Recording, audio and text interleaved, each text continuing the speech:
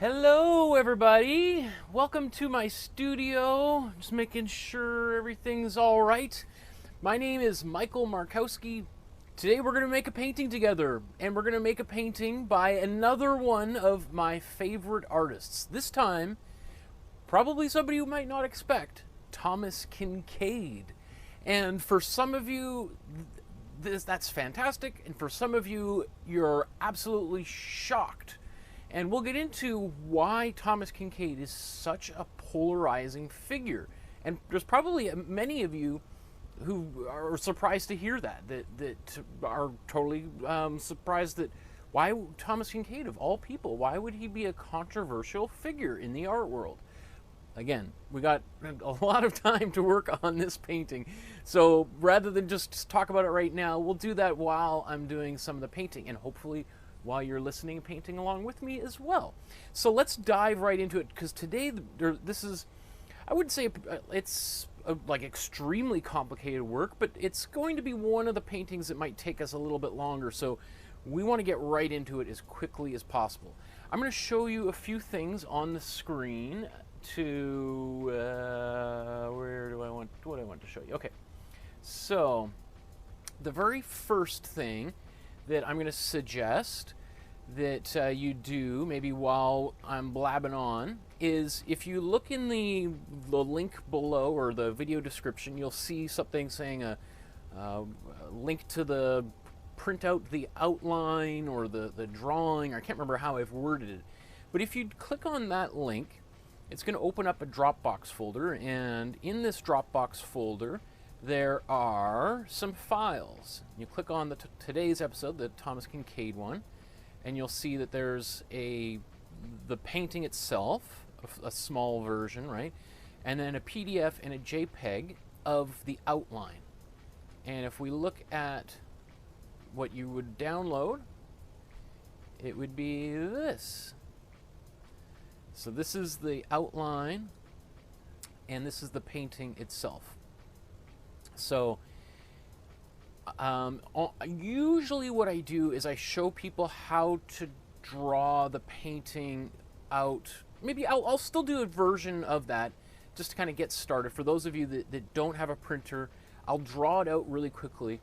But I would strongly suggest, if possible, printing this out, because today is one of the first times we're actually going to use architecture in our artwork. And it might be a little bit more complicated for some people. So if you have the opportunity to print it out, right, here's a quick little printout on my printer, which I have new ink, but it's still, printers, and I'm glad we're going into a paperless world eventually. But so this is the painting that we're ultimately going to make. I'll just really briefly here mention a few other quick things. There is also a link, I think it's the first thing down there, for the Facebook group, the private Facebook group for artwork made by students in this class. I haven't even looked at some of these recently. Wow. So these are all people that, just like you, have watched the show and who are making paintings. These are, wow, look at these, look at.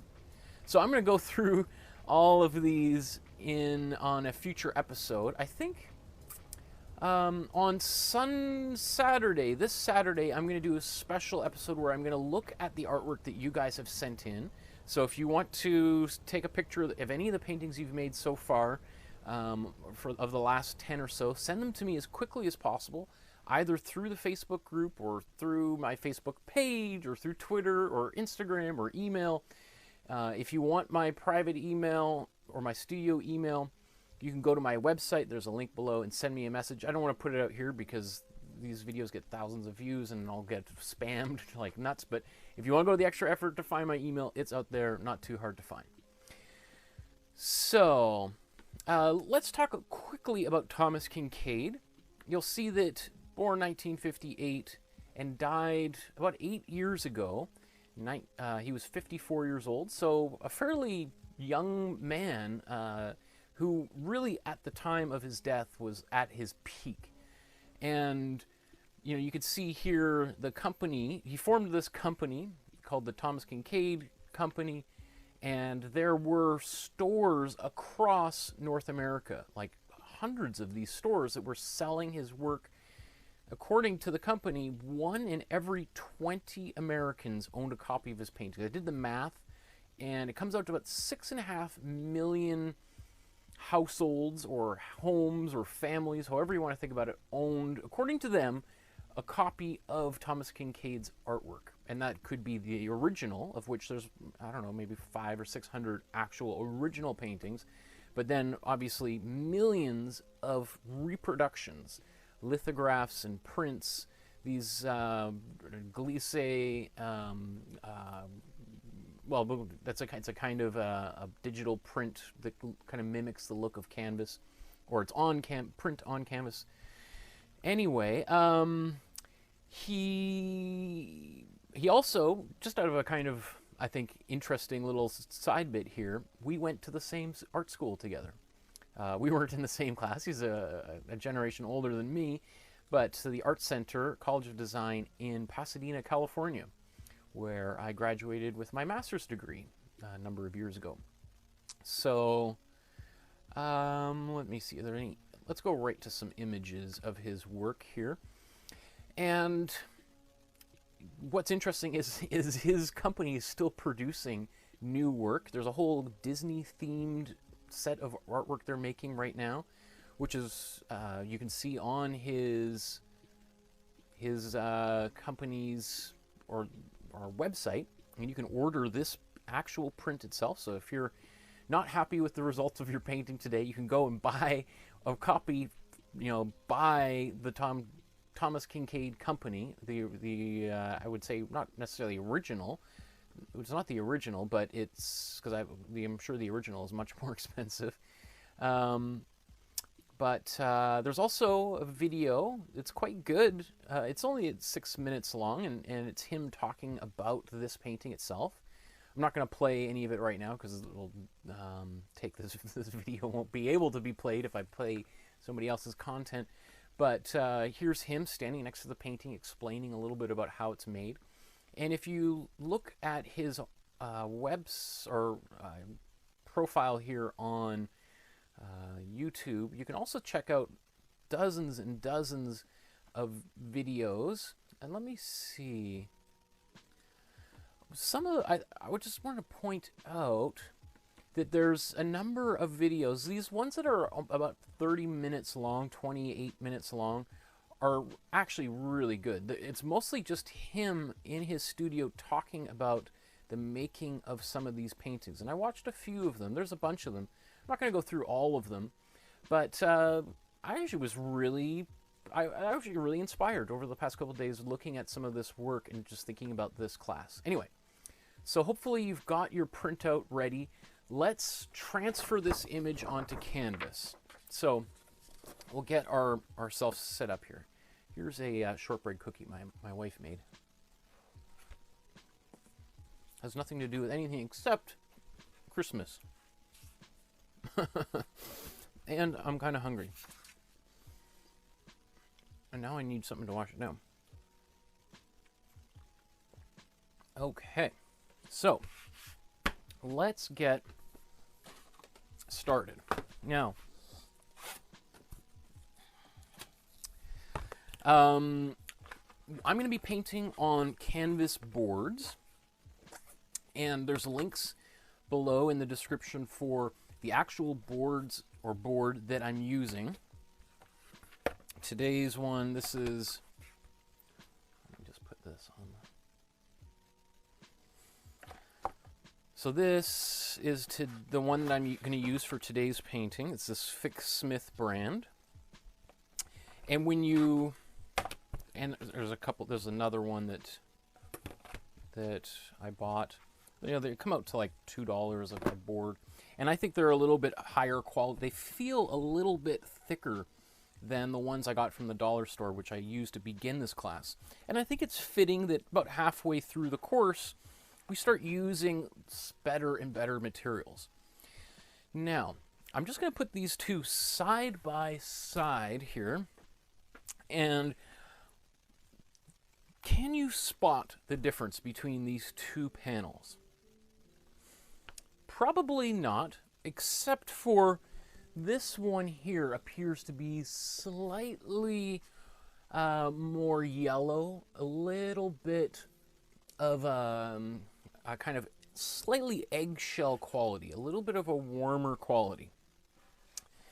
Right, same company, right, same, but the one that appears to be pure white, this one is right out of the package, right? I haven't done anything to it, versus this one, I've applied some gesso to it. And I've talked about gesso many, many times, so I'm not going to go into it, but I've put a little bit of gesso on it, and then I've got some sandpaper, and I'm just going to quickly give it a sand.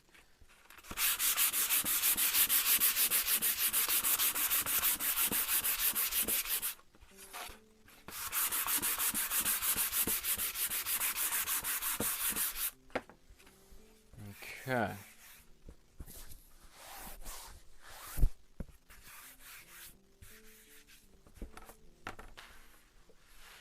I'm sure it's not. I know it's not good to be sanding inside the house next to all of my computer equipment here.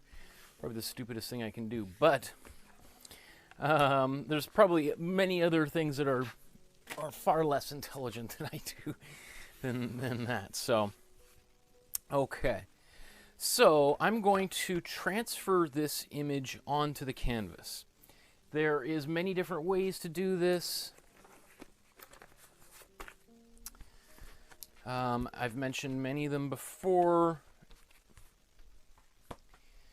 To transfer this image, you can use a piece of carbon paper, and these sheets work really well. You just take one of these sheets out and you would put it underneath here and then just start tracing it.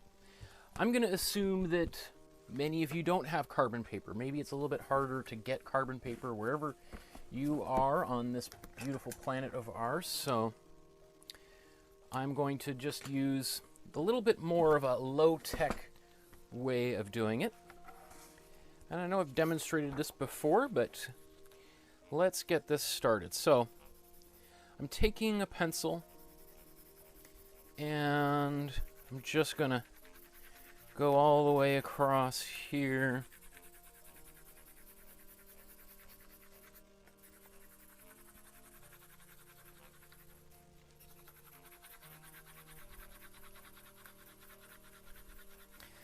The more that I get on, the better of an image transfer I will ultimately have.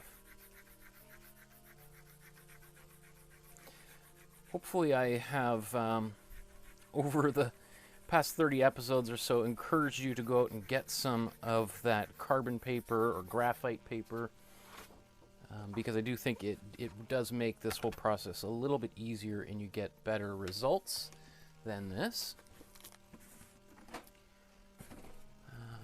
Just put this away. I'm looking forward to a little bit of, for this Christmas break, to clean up. This whole studio is a disaster.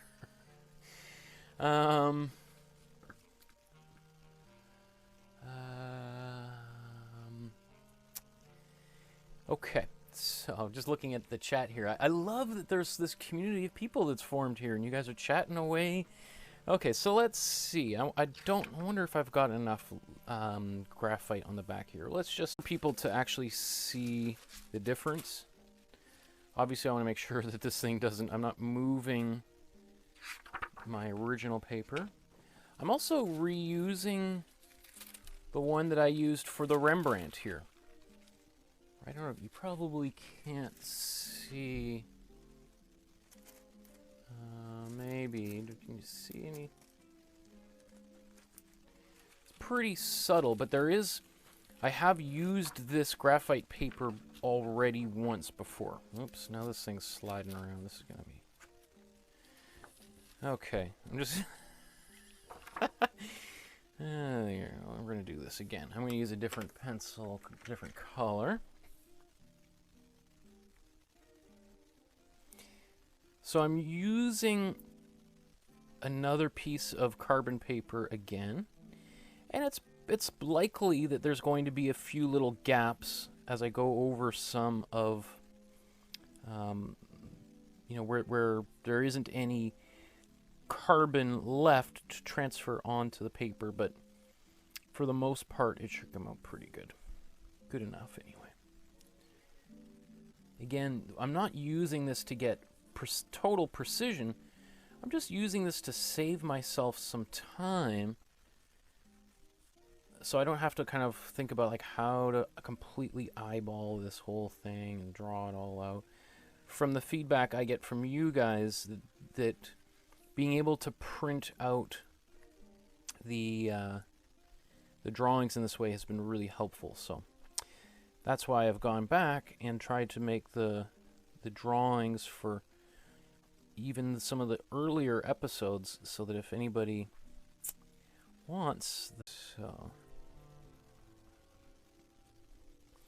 I'll also mention that obviously a painting like this would have taken Thomas Kincaid like well, I don't know how, you know, I was gonna say, you know, probably a few weeks. He was painting in oil paint, and just when I say it took him a couple of weeks, I don't mean that he got up every day at 7:30, went right to the studio, worked for 8 or 9 hours, went to sleep and got up and then painted on the same painting every day for a couple of weeks in that fashion. Especially because if the painting is wet and there's nothing he can do, then he's working on another painting during that time. Okay. So I think that's probably enough. Okay. So that's the quick transfer method. And again, I don't know if you can... if there's a way to show you how it's too dark, but I can save this. I probably could get one more use out of this same sheet. So that's the great thing with this. Depending on your use for it, you can get a number of transfers out of that same sheet.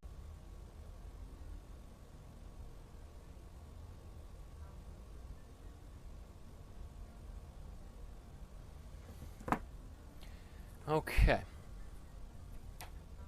So if I was going to make this painting, draw it out, I'm going to roughly about here is the middle of the painting, which makes sense because I think that's the kind of the core of this painting is the kind of that door, right, leading us right into the home.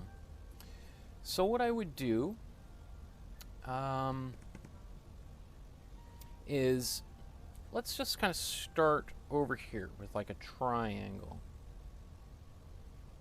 Okay, so that's one side of the house, and then I would draw a line going for a while like that.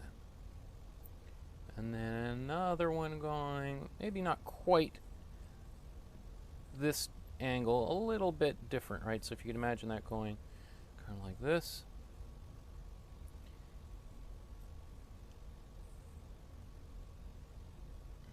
Okay.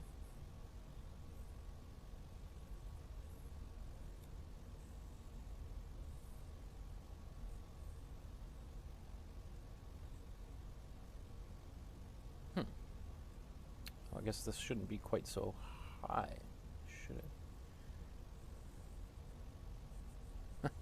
it? People are like, you know what, I'm just going to go to get some of that carbon paper. This is a mess. So this goes out here.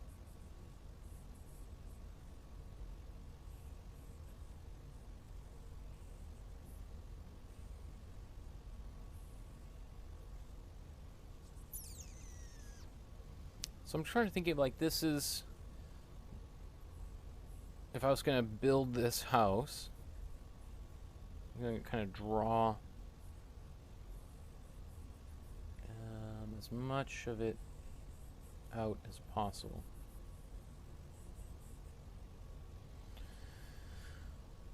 Okay. There's a window. I think there's, what is this, some sort of another landing.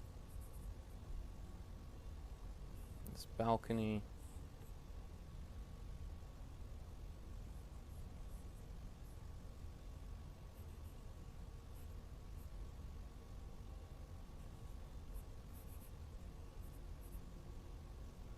Okay, we can hide a bunch of stuff with trees too.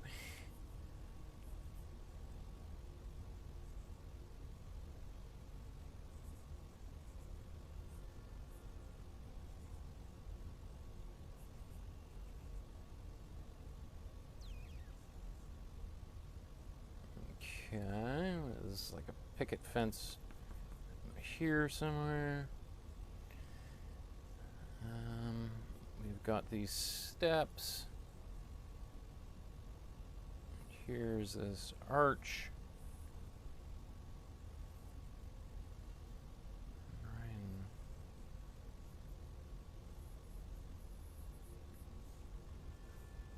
If you want to put the steps in.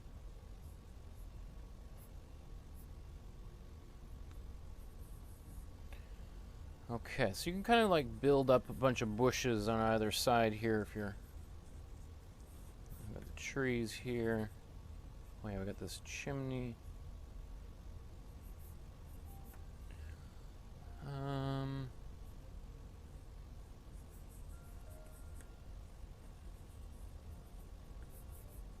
There's a Christmas tree. And here's the snowman. So if I was trying to draw it out, this is what I would do. This is, and I think I've got most of what's essential. I wouldn't even bother doing much else on here. And let's just see how close they all are.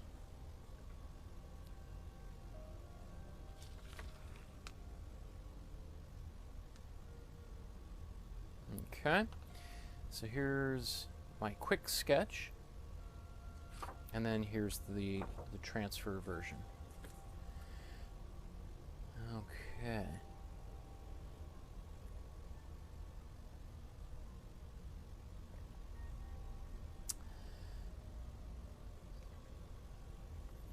So, okay. So now that we've got this transferred, let's start the painting process here. What's going on here with my microphone?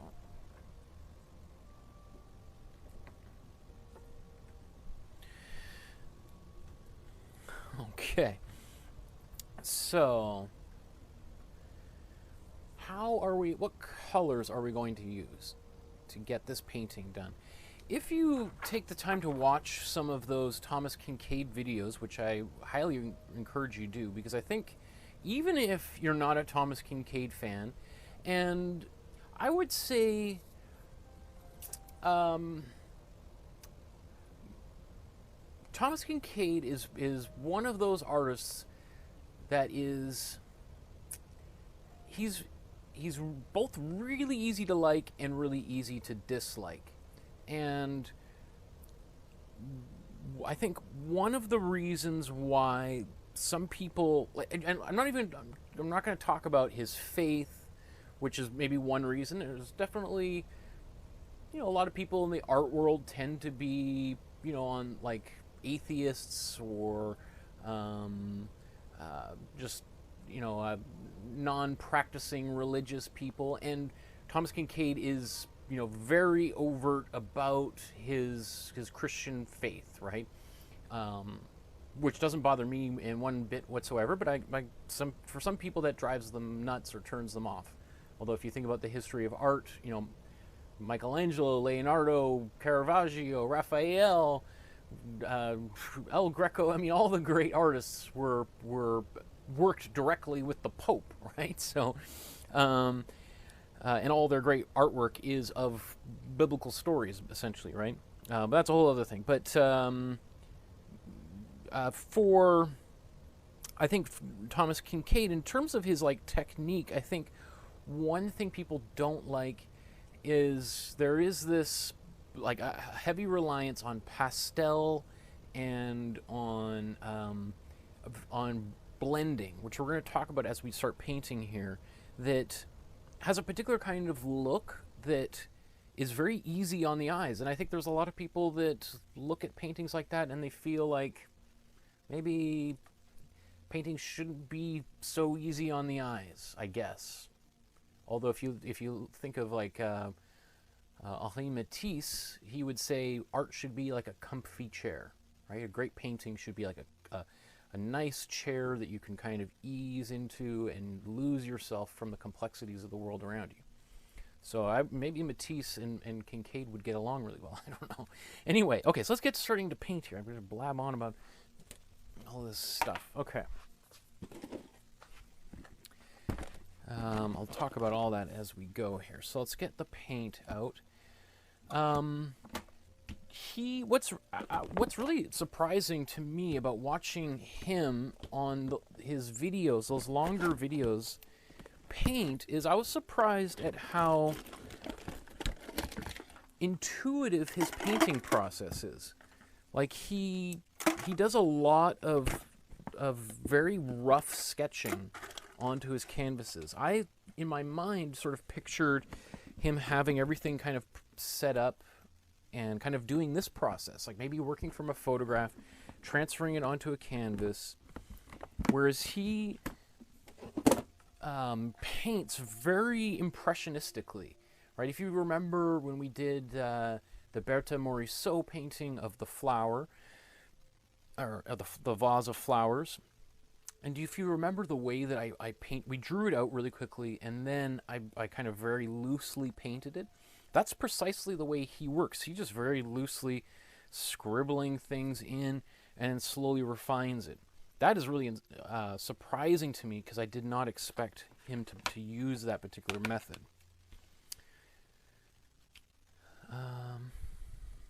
Okay, so let's start putting some colors onto this canvas, or to our palette, sorry.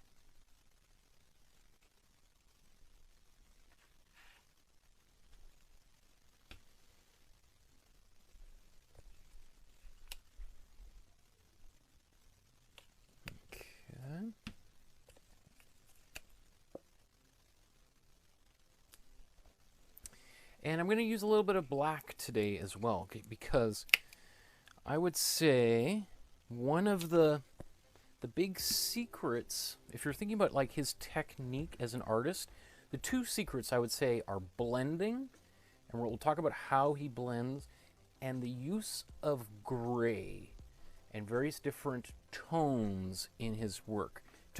And one of the ways that he uses gray is there's a lot of, he mixes gray into almost every color, and then so there's this kind of neutral, kind of pastel-like quality of the painting, and then he uses the color in very small amounts at its full intensity to get these pops of bright color. Okay, so we're going to try to recreate a little bit of that as we go here. And he uses oil paint. We're doing acrylic without any extra additives, so it's I'm modifying this definitely from how he would paint. Just as a big caveat, because I'm sure there's some people who are going to watch the episode and say, hey, well, that's not exactly what he did. You're a fraud. Okay, just want to make sure we're clear on the outset here that if we're going to try to make a painting that takes weeks to make in a couple of hours, we're going to have to make a few adjustments here. But I think even then you'll understand this process, and if you do want to spend a couple of weeks on it, by all means, go right for it. Okay. Yeah, so Karen says, I always liked that he would paint the glowing light in the windows, and we'll get to that in a second, how he pulls that off. So, one of the things that I think he does, I'm not in, is that I would say the overall painting is very warm, right? So what we're going to do, which is a little bit different than what we've done so far, is I'm going to put down a warm wash to get started. And if we look at the painting here, it's kind of this yellow, kind of sunset-y kind of quality in both the sky and the ground. And ordinarily what we've done in the past is put like a cool color in the background and warm color in the foreground. We're still going to do that as we go, but the first colors we're going to put down are going to be quite warm. Okay, so let's go to, which view would be best here?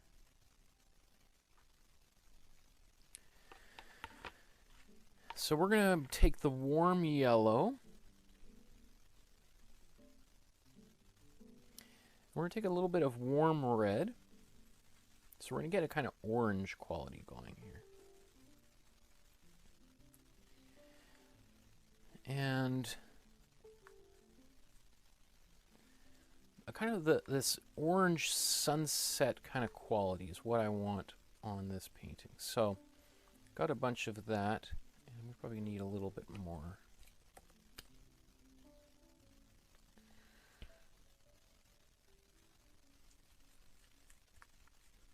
Okay. Also, what I went and did is I went and bought this, so I'm going to use is I went and got some eyedroppers. Just so that this is not how I would paint. But I did think, like, to myself, you know, when I'm talking about adding a few drops of water on here, and then I'm just sort of splashing, there's probably some of you like, how much is actually... So let's do this, like, in a much more measurable, scientific way, so you can actually see how much I'm doing here. So I'm going to put in 1, 2, 3, 4, 5, 6, 7, 8, 9, 10, 11, 12. Let's see. 12 little drops of water.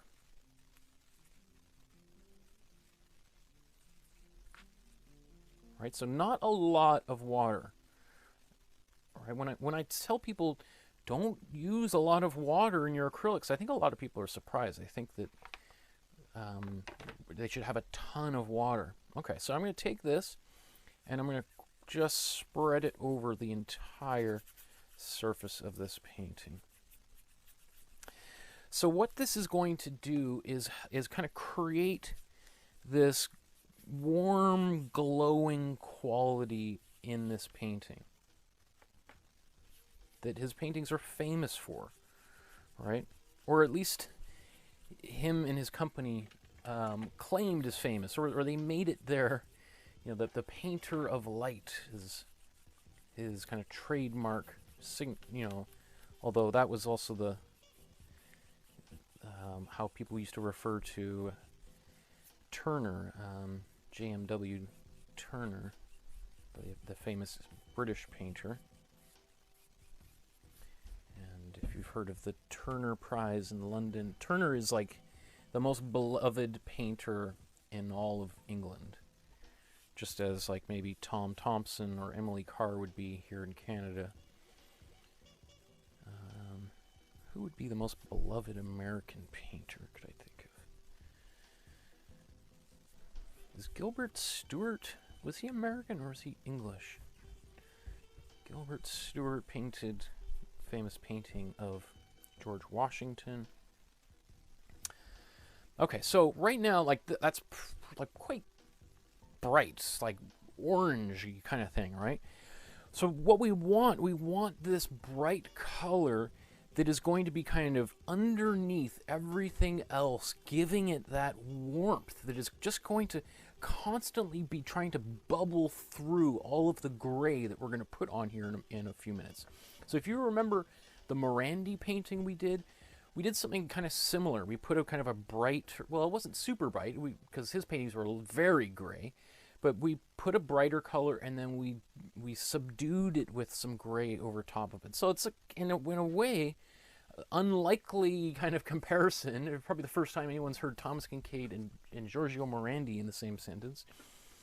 But using a similar technique. And again, I would say, like, man, Thomas Kinkade is one of those artists that, you know, even if you don't like the paintings themselves, or you have to respect his technical ability. And what I think when I look at it and was watching some of the videos, I'm like, this is a guy who paid attention in painting class when he was, I don't know if he went to art school or whatever, but well, he did, because we went to the same school.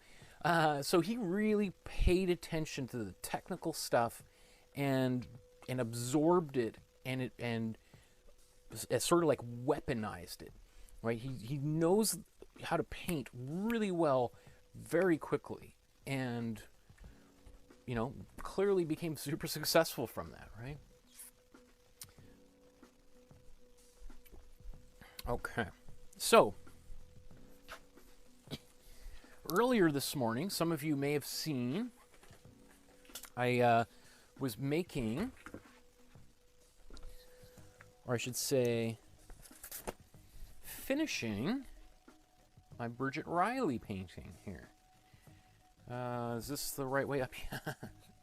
So this is what I did this morning, and I live streamed. There's a few people who were watching in real time it happening.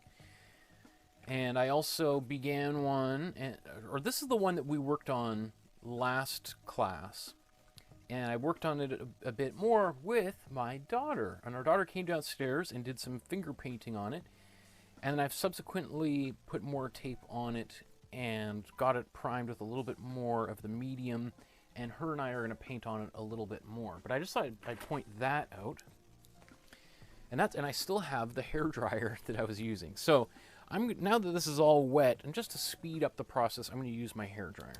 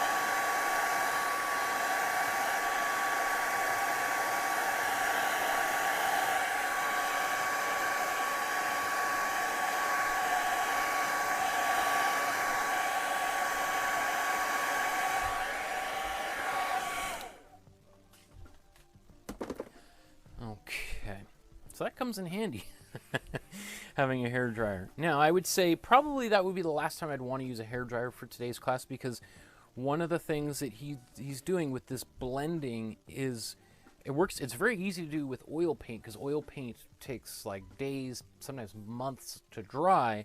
So it's very easy to blend, you know, two wet paint together.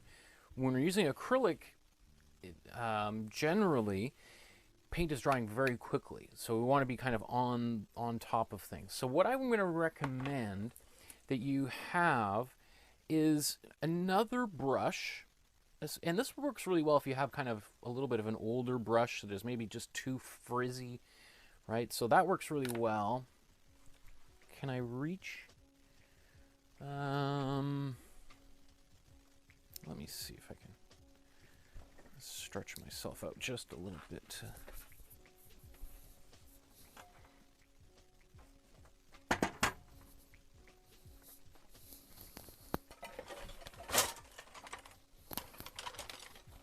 Haha, okay. I'm sorry if I just blew your ears out with crunching stuff. Okay.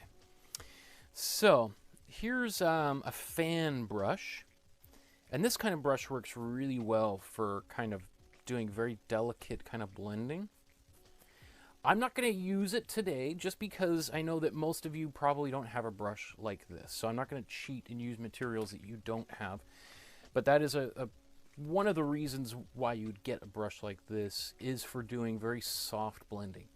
And you may have seen a brush like this if you've ever watched a Bob Ross video. Bob Ross likes these videos, or these brushes a lot as well. So, a fan brush. And you know, you can buy one of these relatively cheap for, depending on the quality, you could probably get one from like Amazon for $5, and I'm sure you could probably spend $150 on a really, really good one with horsehair, right? Which is a thing. I'm not making horsehair. Horsehair is often actually how a lot of brushes use horsehair. Okay, so let's move on here. I'm gonna just move these brushes out of the way.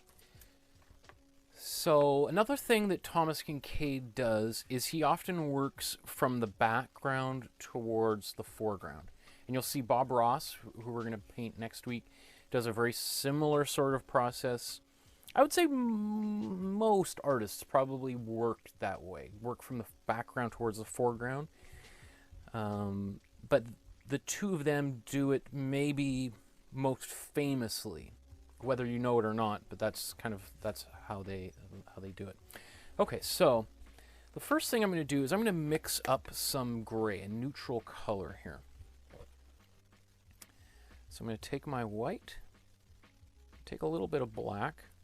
You know, that black changes things pretty darn quickly.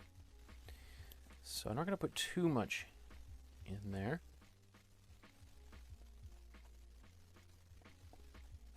Okay.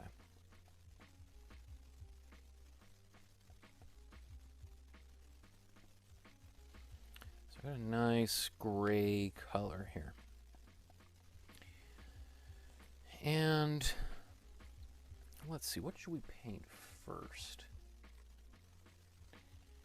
I think what we'll do, we'll paint the sky, and then we'll work our way towards so we'll paint the sky up here, and then we'll work our way to these trees, and we'll keep layering, we'll come forward from that way.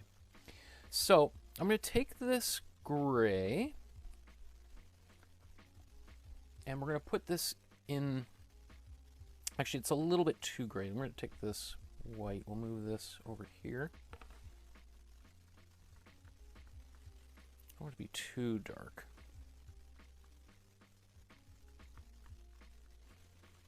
Okay, I'm going to take some of the paint off. And this time now, so we've got our warm color to start. I'm now going to take some cool yellow. So we're going to take some of this yellow.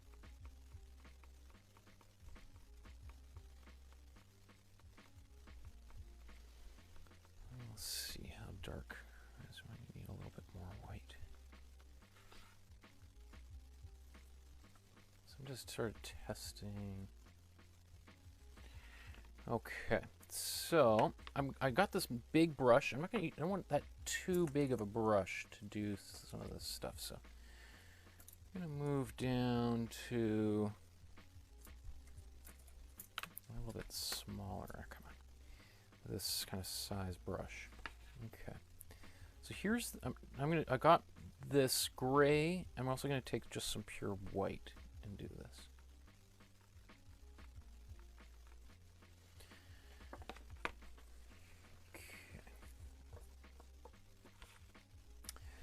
So let's look at this painting here. Okay. So I'm now taking this yellow, which is the cool yellow with a little bit of white, and I'm going to paint this into the sky area here.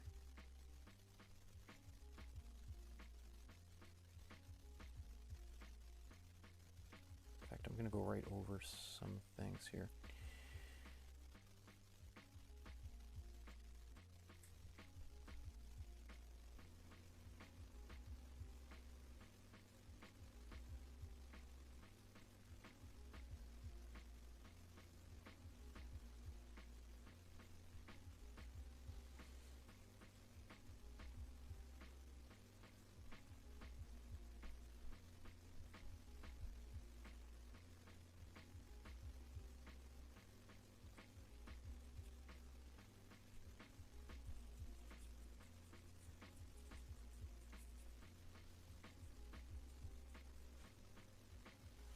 So right now, this painting, it's very, very hard to understand. Like, I can understand as a beginner looking at this and kind of feeling like I'm not really sure I got the right colors. As we build up, you'll see it kind of all come together, but it's also because we don't really, there's not much on here, right? So except this very dominant warm orange color there. All right, so let's keep on. So right now I'm just still using white and cool yellow. And I'm going to go into the trees here and put a little bit of this also in here, because we want a little bit of, we don't want these trees to just be giant thick clumps, right? We want there to be a little bit of light kind of coming through them as well. So I'm kind of just almost dry brushing this in.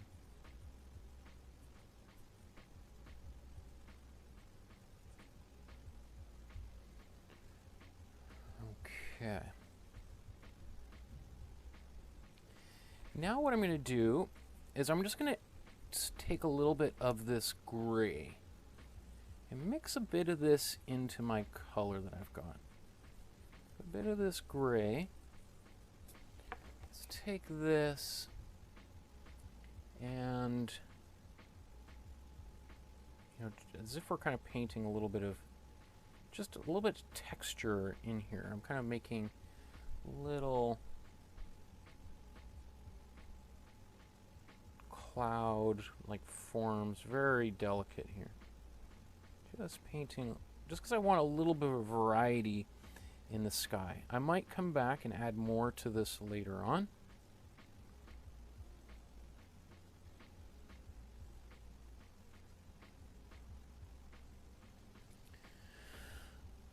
And there's definitely like kind of these streaks, but I think we're gonna go back and put some pure yellow in there later. That's good to get us started though. And you know, while we're right here and we've got that paint on our brush, we can look around to other places and think about where we can add this. So I'm going to add a little bit of this gray and the cool yellow. Just going to paint a little bit. We can see on this roof of the house in a few different places.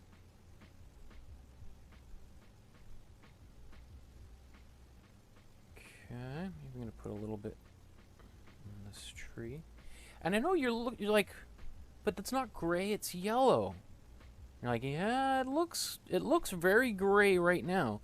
But wait until we put a blue gray right next to it. It's not going to look like a regular gray then. It's going to look like yellow. So it's Thomas Kincaid's always balancing these these very kind of narrow gray tones.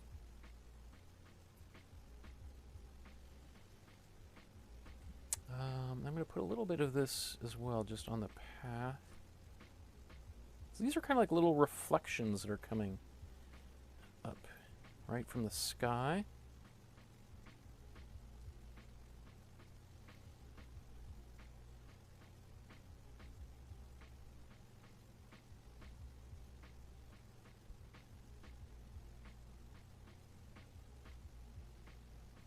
Okay, let's get a few more of these in here.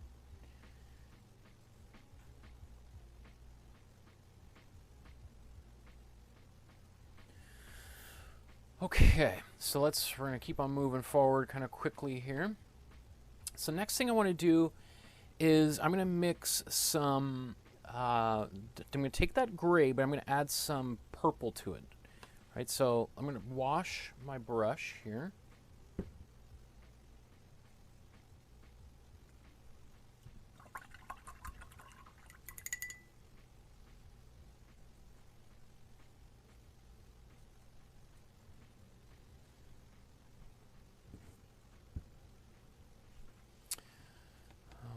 let's look at these. So I'm looking at these trees in the background. So if we want that kind of a cool purple, right? Because we want even though these are, his paint is very warm, we still want to use the principles of warm and cool, right? So I'm going to take the cool red and I'm going to mix it with some cool blue. And so we got this purple. All right, you're like, oh my goodness, that's really dark. Okay, well, we're not going to use much of it. We're going to have mostly gray. So let's take some white. Oops, sorry, I'm on the screen there. White and a little bit of black.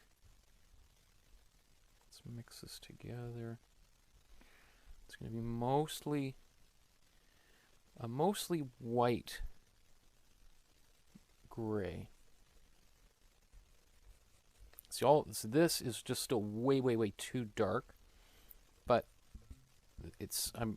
this is great to have this, and we're taking all that black in there. So it's not just white, it's gray. Right? Big difference between adding white to a color and versus adding gray to a color. This goes all the way back to one of our very first episodes, right, where we did the on the bottom of that stack of paintings over there. And you know what? It's worth bringing it out because we're talking about this. So,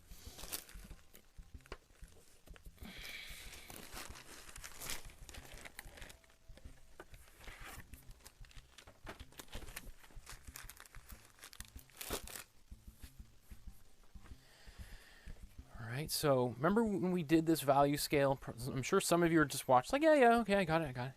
Rather than doing it, this is why it comes in handy. Is what Thomas Kinkade does is most of his painting are in this area, or even a little bit further down here, right, where it's just barely noticeable differences in color with these values of the gray tones. And then as we move closer towards you, he moves into this, right, where he's got white, and then for his highlights, he starts moving up here, right? So some of like the interior of the houses, we're going to get these here. That's where we get this explosion of warmth coming through. Okay, so we've got our gray. I'm just going to I'm adding more white to this grayish purple here. So I put this down here right now. It's way too dark, so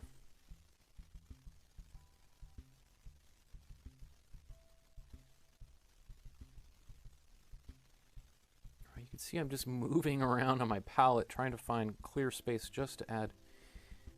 So there we go. Let's see. This is probably still a little bit dark. Not bad. You know, I guess I also think like, okay, we only have a limited amount of time here, so we're just gonna start going here.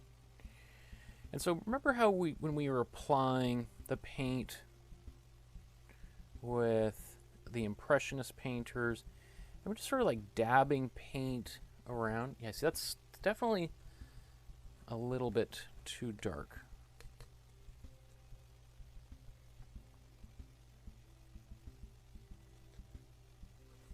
So I just want to make it more gray. It's tough. It's tough to get.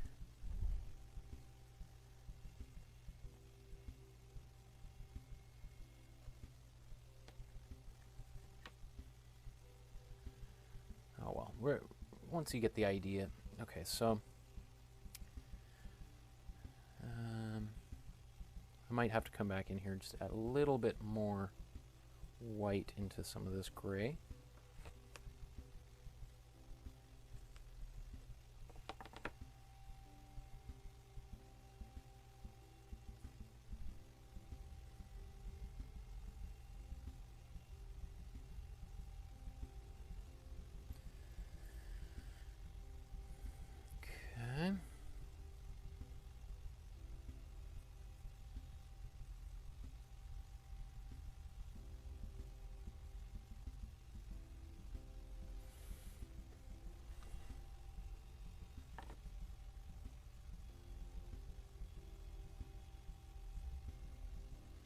Right, so he's being way more subtle than I am, right? Just barely.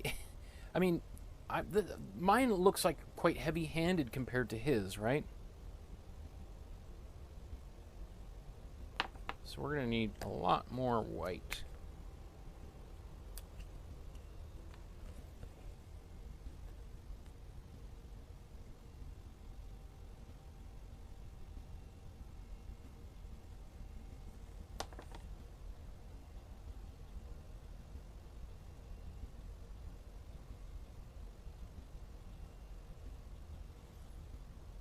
Okay. So it's going to get darker as we go over there, but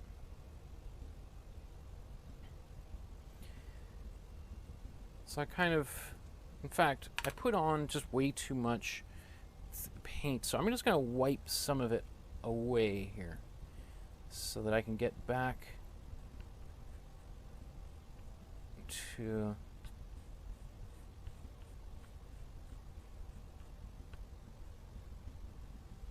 just don't want such thick paint there. So okay.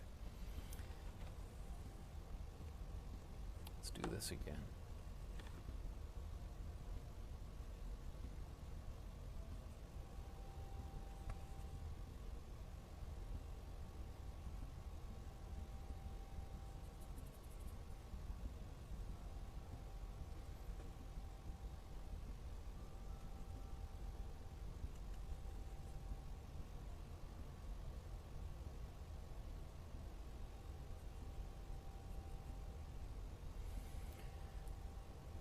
Okay. It's still too dark, but whatever. Let's just keep on moving forward. Okay, so I'm going to now take a little bit more of the darker purple, and as we move forward towards the foreground, I'm adding a little bit more of that.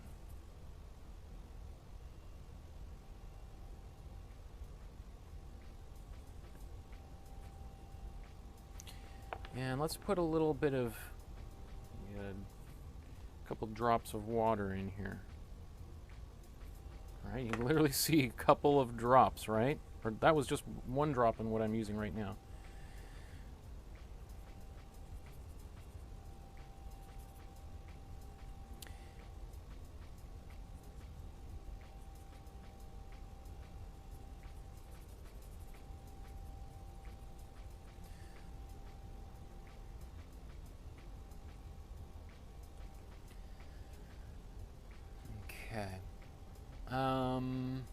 Okay, we're going to get a little bit darker here.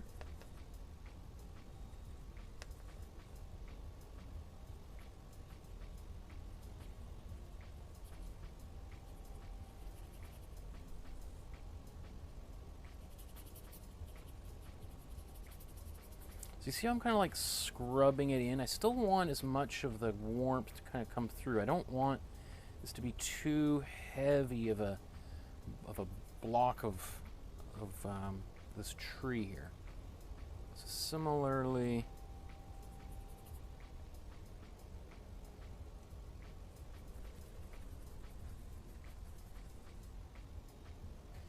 so another thing I see when I'm looking at this is I see like some kind of browns in here. Browns and then some green towards the bottom. So let's put a little bit of brown in here. So brown is, and in this case we want a kind of a cooler brown. So we'll take a little bit of the cool yellow and cool red, and we'll make a little, and we take a bit of cool blue here.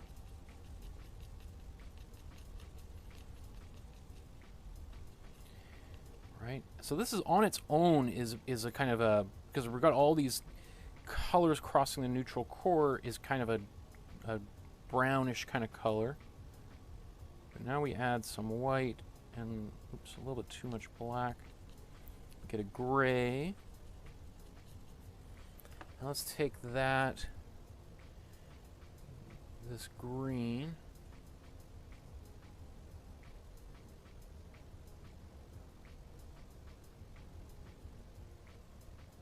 put that in a few places,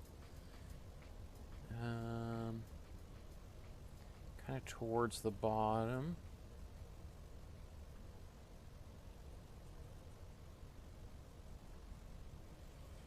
this green down here.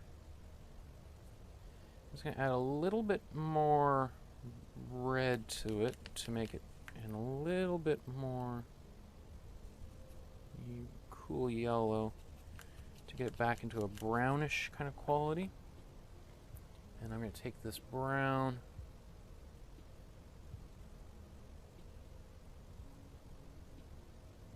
and put that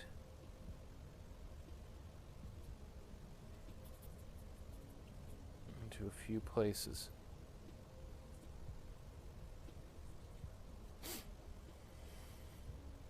Okay.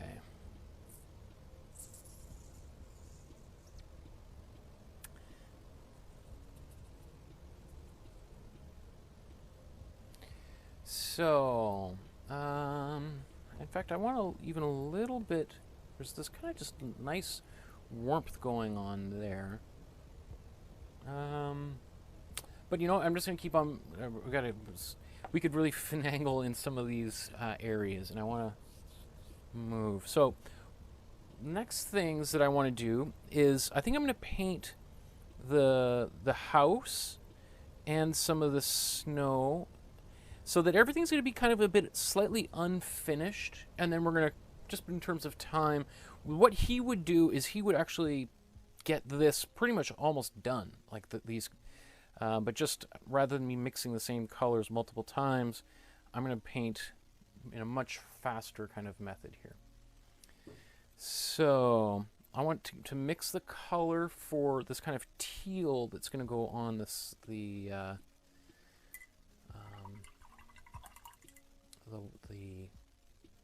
house. So that color looks like to be kind of like a cool yellow and a cool blue. So we got this green. Right here, I don't know about that. But we still don't have the gray yet, right?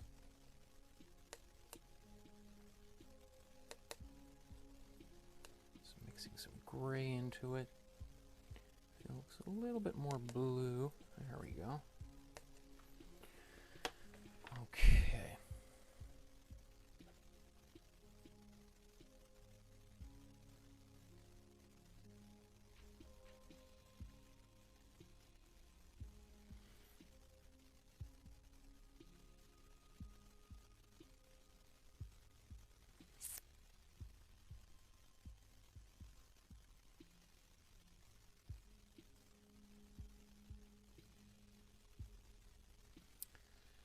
So I'm just going to painting in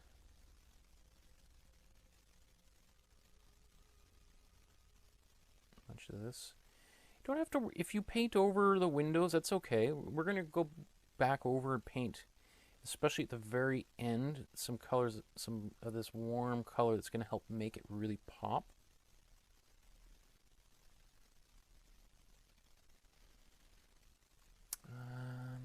Okay, so I got that. Okay, I'm just going to add a little bit of white to it.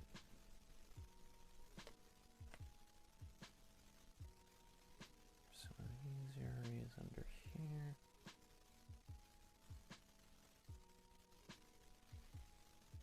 Even a little bit more white for this side.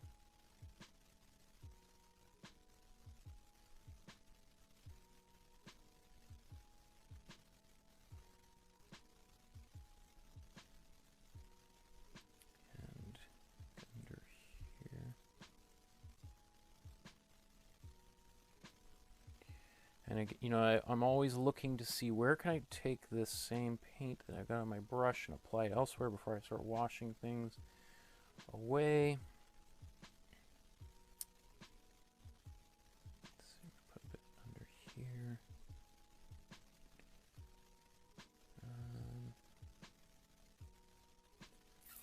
Looks pretty good so far.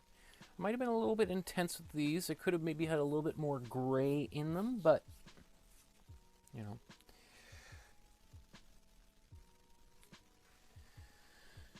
So, might just use, well, we can come back and we can mix that color again later on. there's a lot of like outlining and stuff that he does that we're really not going to have so much time to kind of get as well as we would like to. But I think we'll do a pretty good job, I think. Okay, next thing I want to do is let's get a green that we're going to put a bunch of little spots of green in like the trees. We want a warmer green this time, so we need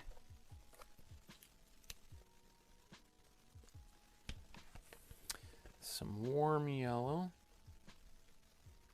and some warm blue. Oops. All right, so we got this color here. And now we're just going to do the same thing. We're going to turn it into a bit of a gray.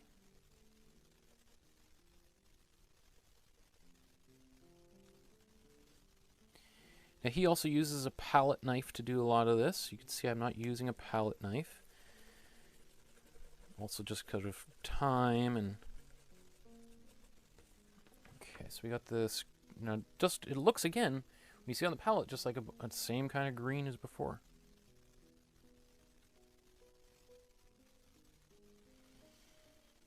Okay, there's this tree, there's this bush here.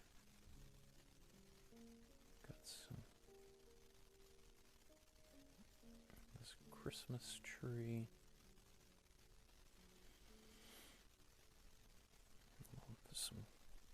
There's probably a bush that's hiding under there.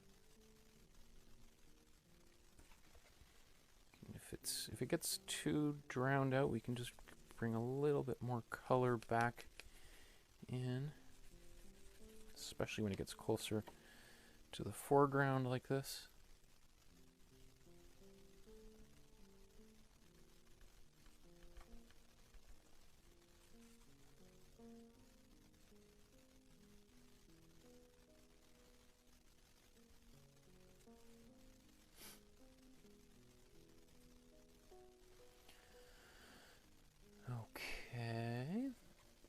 I'm going to do the same thing. I'm going to paint this kind of pathway. I'm just going to use a little bit more blue, warm blue in this mixture.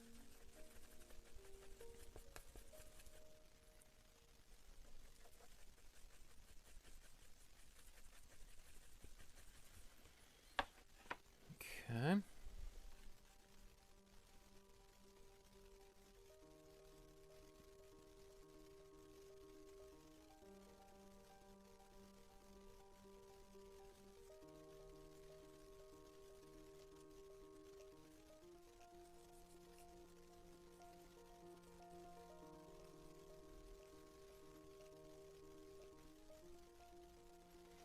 Right, if it gets too dark, we can always, we're going to put some highlights on here, but we're also going to put snow all over everything too, right? So we can, anything we're not happy with, we can, there's a solution for it.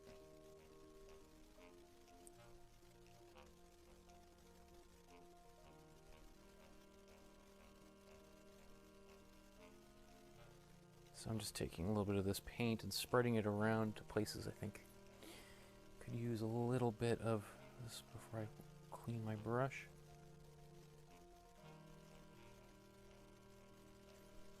Now again, he would be often throughout this entire process blending this together, or he would leave the painting like this, and then once we get a few more layers, then he'd be taking it, and there's a nice softness to his paintings that we're just not, especially with our restraints, we're not going to be able to get to. But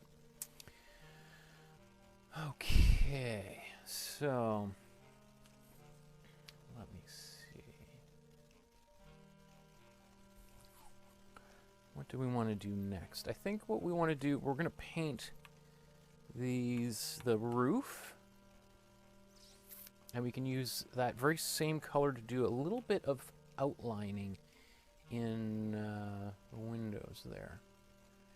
And that's, I think we can also use a lot of that same color we'll start putting elsewhere in the snow. So things are going to come together pretty quickly here as we go.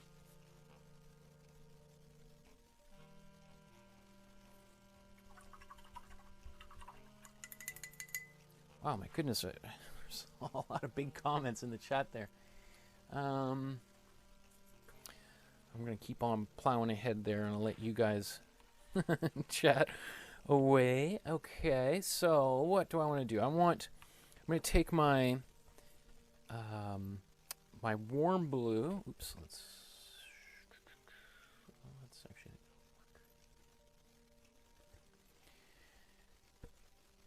So I'm going to take warm blue, and I'm going to put some gray into it, right? So let's take some white, tiny bit of black, right? It just changes things so quickly. Okay. Get some blue in here. Remember, this is a warmer blue because it's a little bit closer to us. And I feel like we're going to need to get much more white in here. And I think I'm going to, well, I've got this, because this might be a little bit, yeah, it needs to get a little bit more white in there. So I'm just going to use this for some shadows.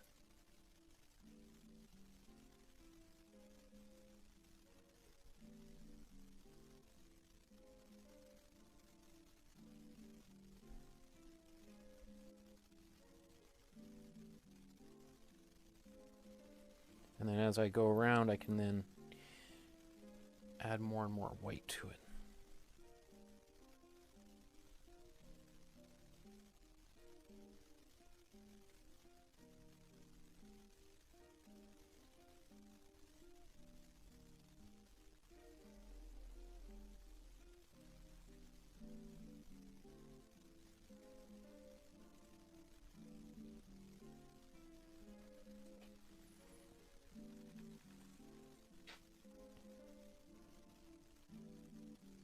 So this painting works because most of the painting is dark, really, and it's the few areas that have have the high chroma or have a lot of color helps make them really pop.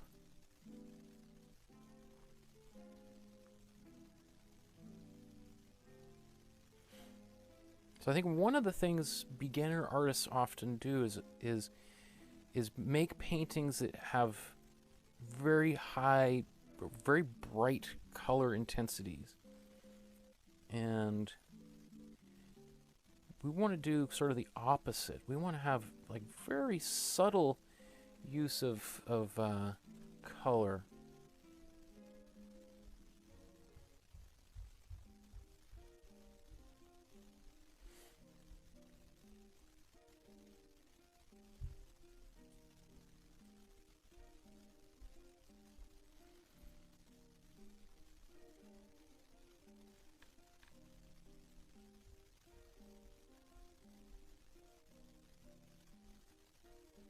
You know, this painting is kind of interesting. This stuff that's going on around the front is a little bit unique for him. Often a lot of his paintings are very smooth and a lot of blending, whereas in this painting there's a lot of brush strokes, which is, you know, now that I think about it, it's kind of unusual for him.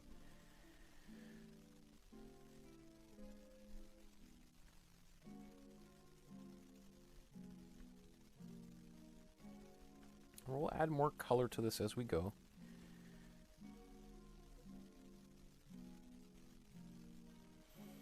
Okay, so one of the things I'm just going to do at this stage, a little bit of a Thomas Kinkade-ish kind of thing, or that we can try to approximate, is I'm just going to take a brush and just get it a little bit wet, and just sort of taking it and kind of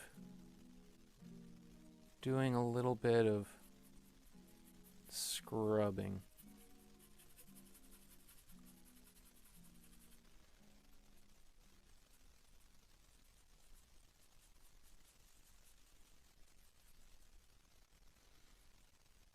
Just to blend some of these paints in a little bit. Not too much, but just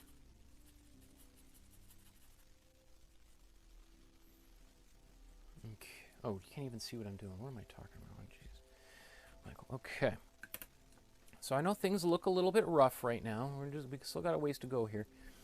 So yeah, I want this roof. We're going to work on that now. So again, I'm going to take white and gray. Mix this together and then add a lot of white to it.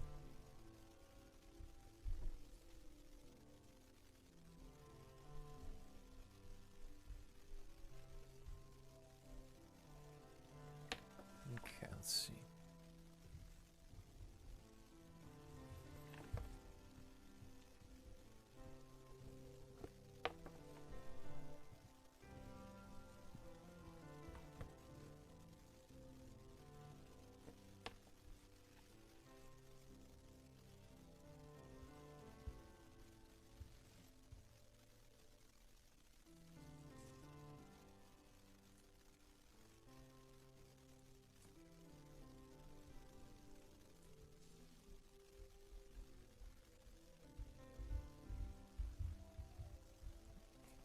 Okay.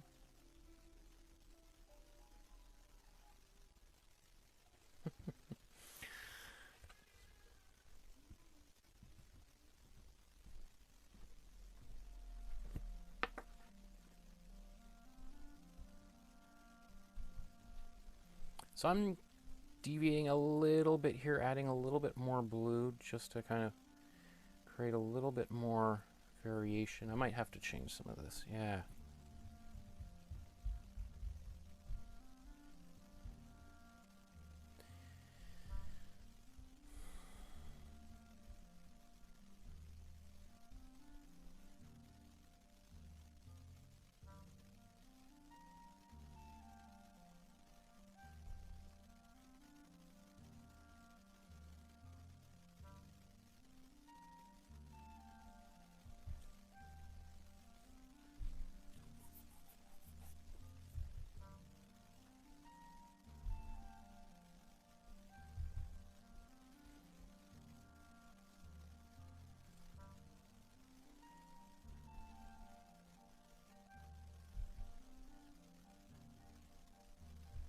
Okay. I'm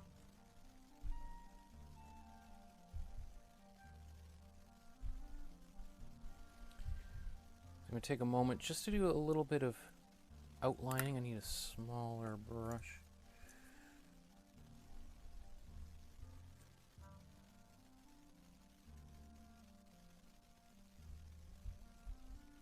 I'm not going to do as detailed of a outline as he has in his paintings, obviously, right? It's just time-wise, we could spend a long time doing that, and we don't have that, so I'm not worried about making it perfect. We're just going to get as much done. Taking the same blue, putting it around these windows.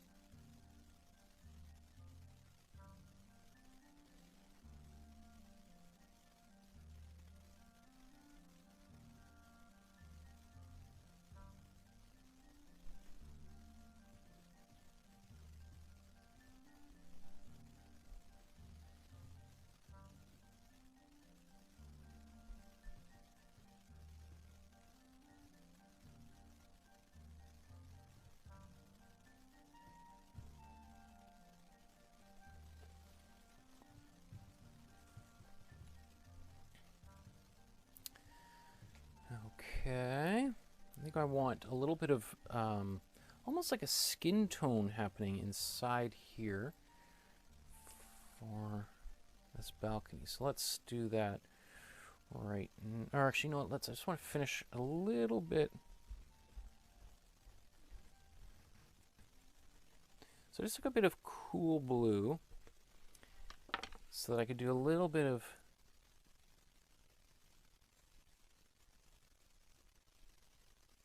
accents.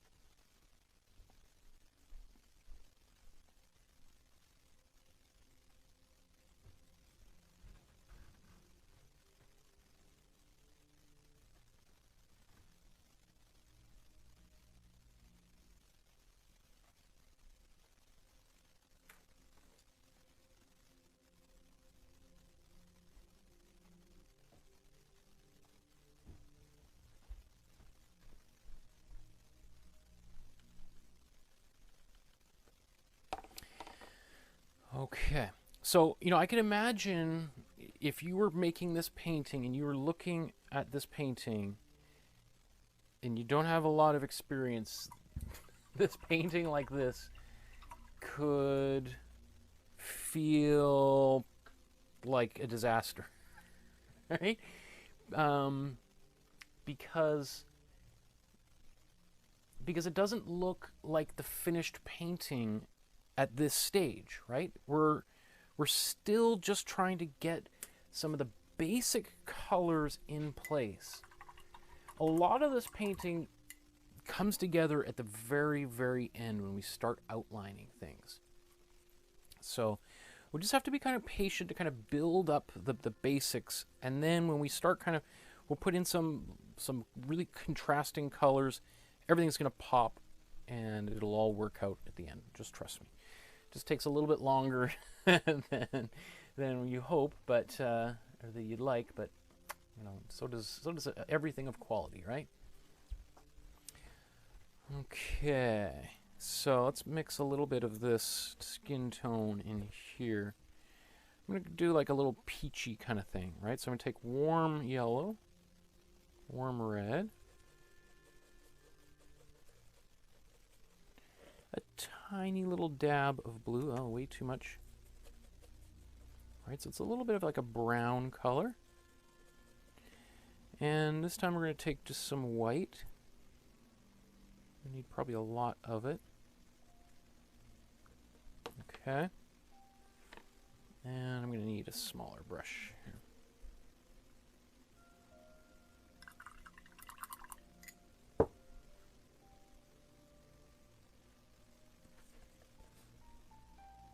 It's too small. Let's see. I was going to say it's too small, but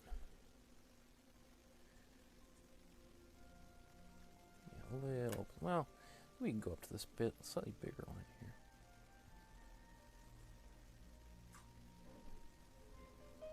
So pretty subtle.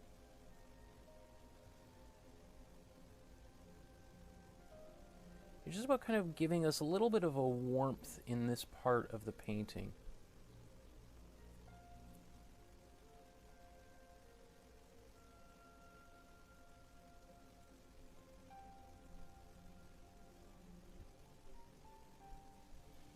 And then again, I think I'm going to put a bit of this up here as well. Where else does it need to go? A little bit in the snow, surprisingly.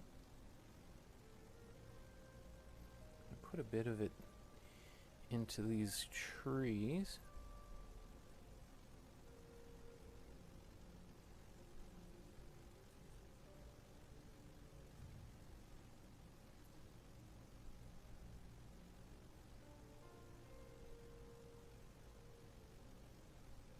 Ah, I see my good old friend Sam Davidson commenting there in the chat. That music that you hear, it's probably a low volume right now, Sam. That's music composed by the great Sam Davidson.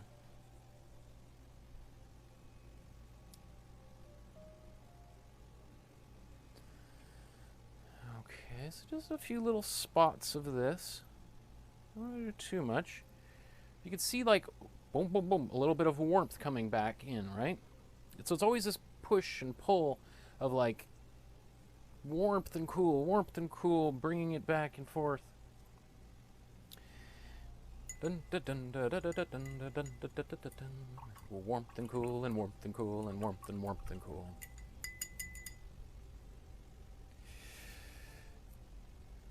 So slowly coming. Oops. Okay, I always leave these paintbrushes out for, like, with paint on them. I tell people to clean your brushes all the time, and then here I am, got paint brushes that are seizing up because. Okay, so let's take another look. What do we want to do next? I think what I'm going to do is do a little bit of the branches and the trees and get a little bit of that done on either side. Okay. So those branches, basically you can use a similar sort of color that we just mixed here. All right, this warm yellow, warm blue, warm red. We're going to make a brown, a little bit more blue.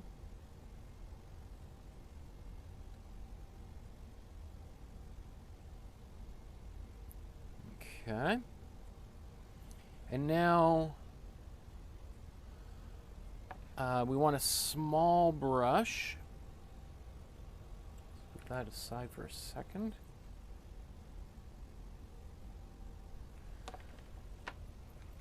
Okay. Move the palette out of the way. And although you know what, I need that one to be able to see what I'm doing. Okay. So I'm going to take this.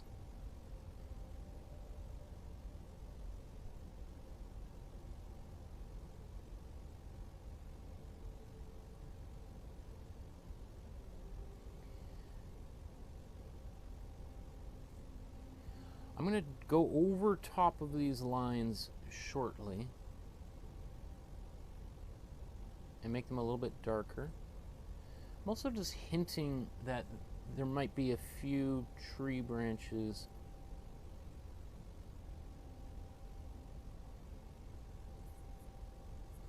a little bit further off in the distance.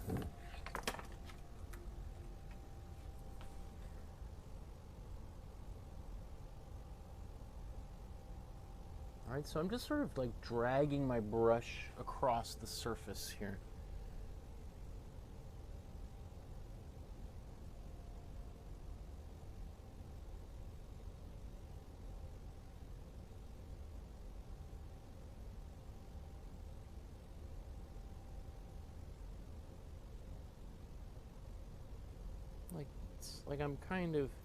It's like I'm petting a little mosquito or something with my brush. You know, I want to be pretty subtle.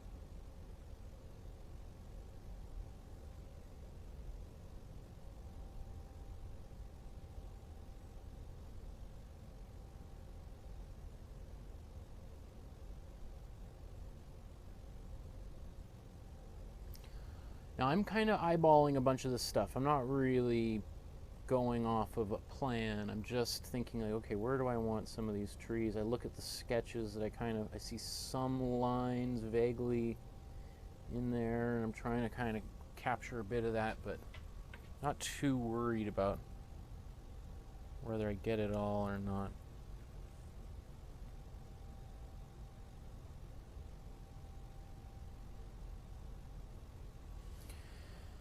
Okay.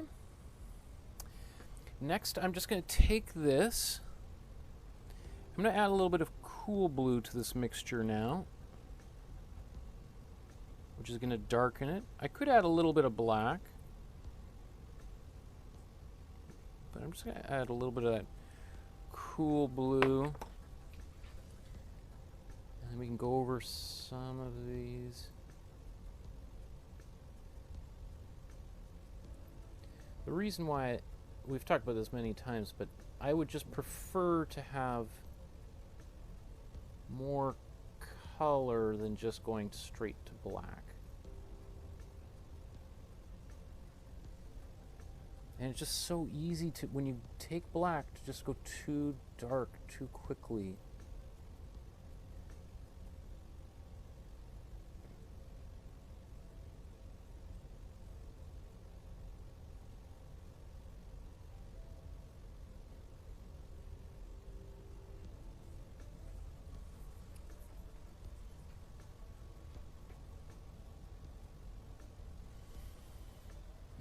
Okay.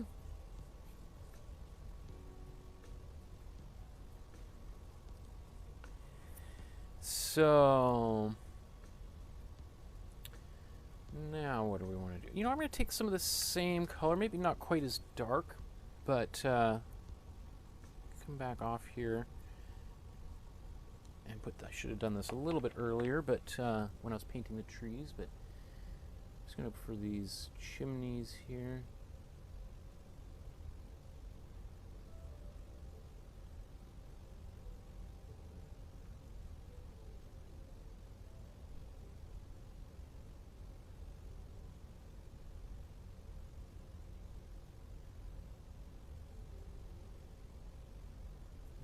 Okay. Put on the broom here for.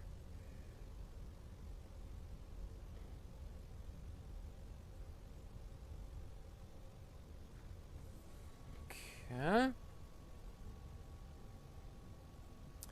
While I got it on my paintbrush, I'm just going to do a real quick outline on these doors or.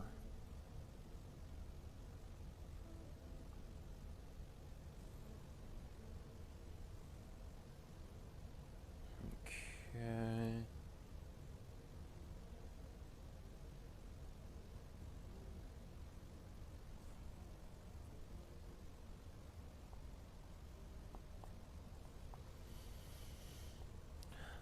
It's very nice of you, Deborah, to thank Sam. That's very appreciated. That's very kind of you. Okay. So, what are we going to do next here?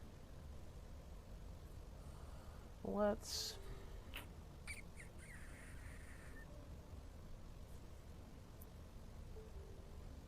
think I want to start working in and around here.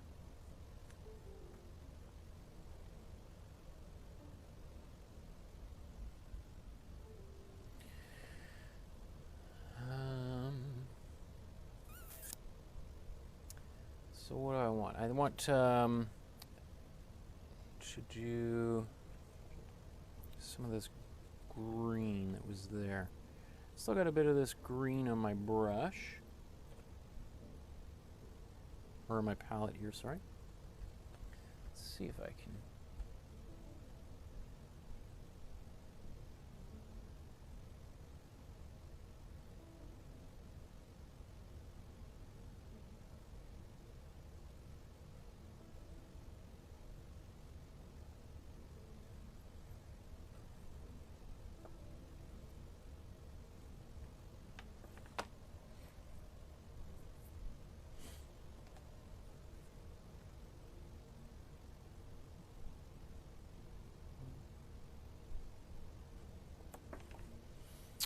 Okay, I'm taking some gray. This basically the same stuff I had for the top of the house here that I got a little bit left over.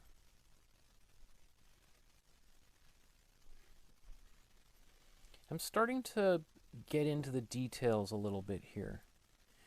And not that I'm starting to kind of narrow down a little bit and kind of now that I've got the major things in place, depending on how you feel, this could be the funner part or the more difficult part,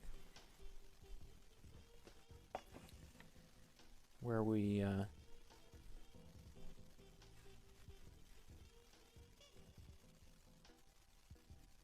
so I'm going to simplify things. I'm not going to put in as many railings or, like posts in the railings, just because I don't want to get, bogged down and trying to get tons of little details done. We'll just do as many.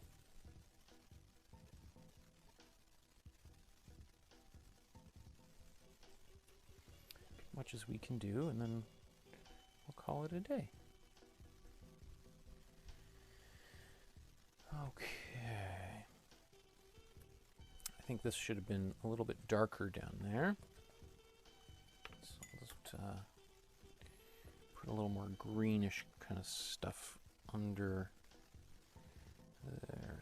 So taking my brown, and I need a little bit more black and white. Right, so this is a kind of a brown, but I'm adding gray to it. And I can take this and add, I'm just going to fill in some areas of the painting that kind of like shadowy areas around the house. And fill in a little bit of these, the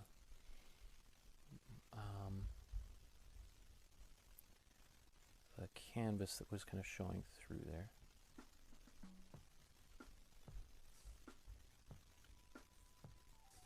Okay.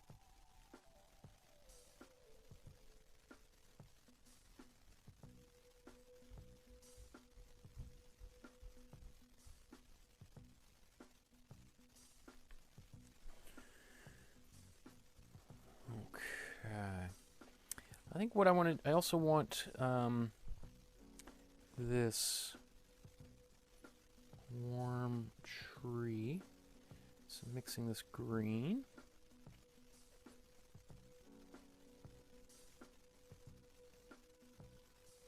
Black. Oops, way too much black on there.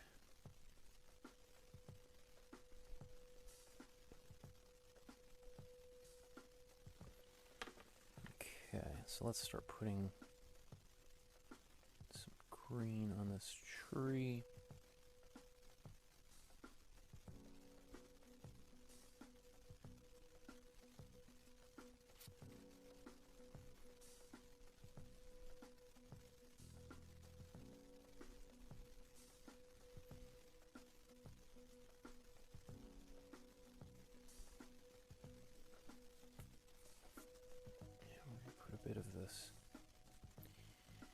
In the surrounding kind of foresty area here.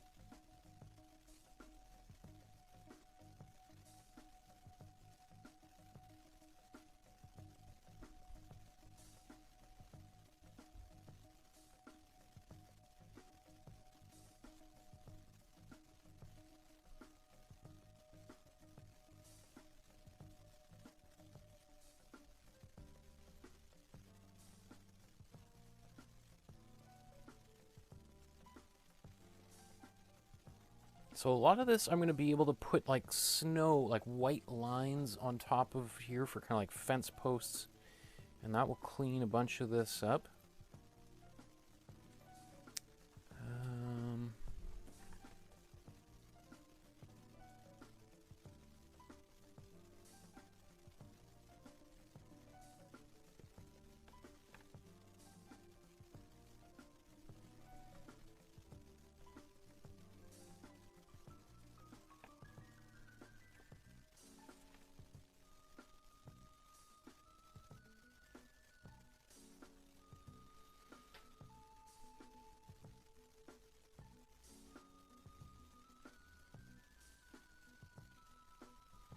So this is a warm green. So you feel kind of coming forward a bit.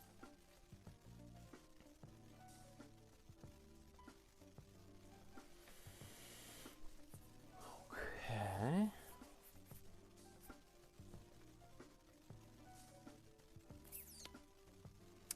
So I think at this point, I'm getting close to now nailing down and starting just to really do some of the details in the house. And a lot of the other stuff is kind of done. It doesn't maybe feel that way, but you could feel like when I started putting in the tree branches, like, ah, that's happening. Ah, that's kind of nice. Right? So we're going to kind of go in and out of a few different areas as I start. But once we start adding some little bit more rigidity to that house, I think it's going to be quite satisfying. And again, at the very end, we're going to start putting in these the white, or he calls them like what is it, pops of light or rays of light. Okay.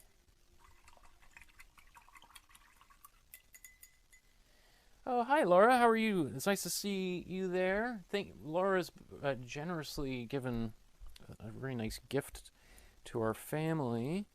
I'm sorry I haven't replied to your emails. It's yesterday was the final day for submitting all my grades to the art college, and until that moment, it's like just been a race to the finish line. So I know there's many of you guys have sent me lots of emails, and I haven't had a chance to read any of them. I'm looking forward to next couple of days and relaxing. I'm sure many of you are, and sitting down and being able to focus on my the things that, well, not that think that school's not important, but I'm actually really, I enjoy doing this so much that I turned down a class next semester that was going to take place on Tuesday evenings. And I just said, you know what, I'm busy, even though it would pay like 5 times as much, just because I'm personally finding this at this point in time in my life more satisfying than teaching at the university. To be quite frankly, yeah. So let's continue here. Okay, we want to mix. I'm going to do some darker lines in here, and it's basically, I'm going to take this same kind of blue, and like if you recall, let's just mix it again. We have this yellow, blue, right? This is the color of the house, just on its pure form right now, without adding any tone to it. Right, we're going to add some white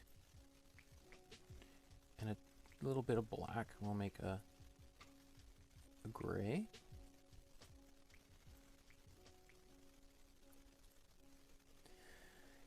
But now with this, especially now we're getting a little bit darker, add a little bit more blue to it. I'm going to use this. It doesn't seem that you're like, wow, I add a lot of white, but compared to everything else down here, it is like the darkest color that we're going to put onto this canvas, right? So just always be kind of mindful of that. You don't want to break out the black as you start painting. Otherwise, it's going to get way too dark too quickly.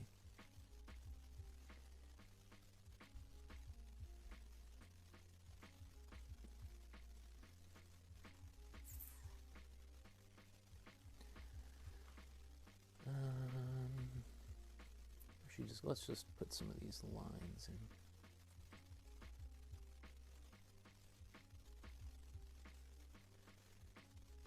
in. Yeah, being a little bit sloppy, I'm not doing as good a job as I could, but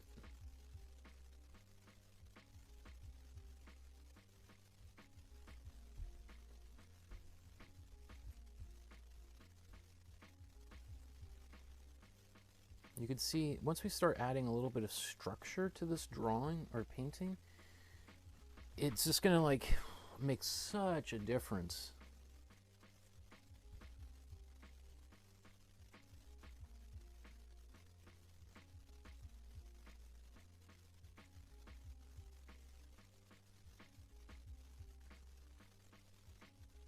And we can use, once we've got something here, we can use different colors to go over top of this and really clean it up even more.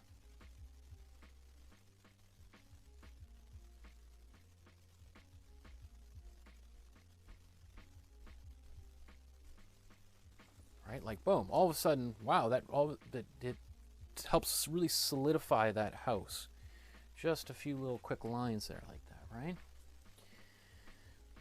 Let's continue over here.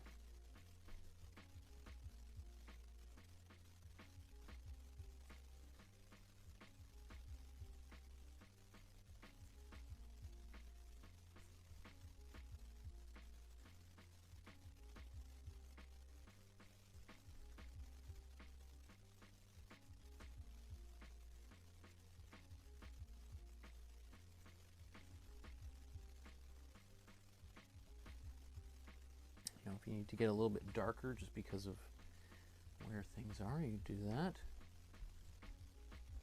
Like under here. So it's like hanging icicles or something going on there. Under here, what's this structure we got?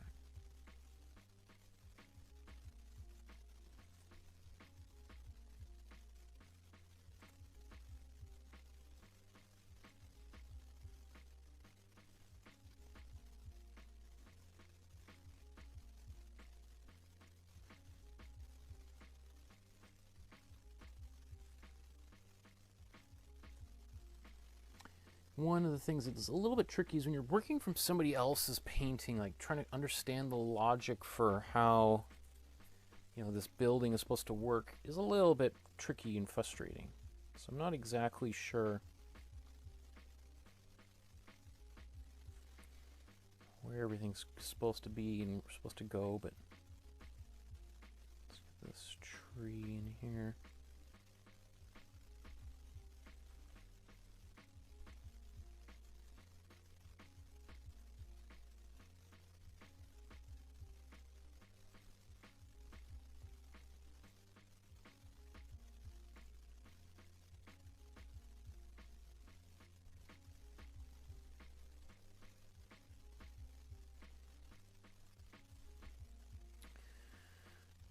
Okay, and then so other areas, like if I take this same color and I try to paint it right here, it's going to be way too dark, right? So I need just to lighten it up a little bit, right? To put these lines, go back a little bit darker.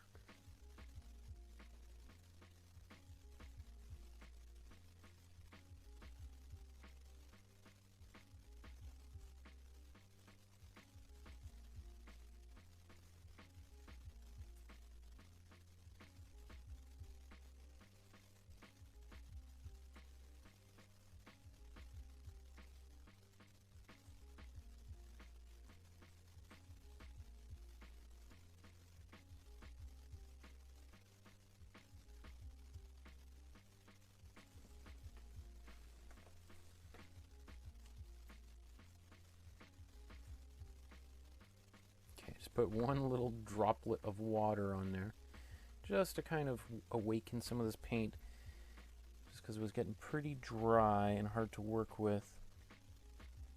So we're going on a couple of hours here of painting, and paint doesn't like being left out that long.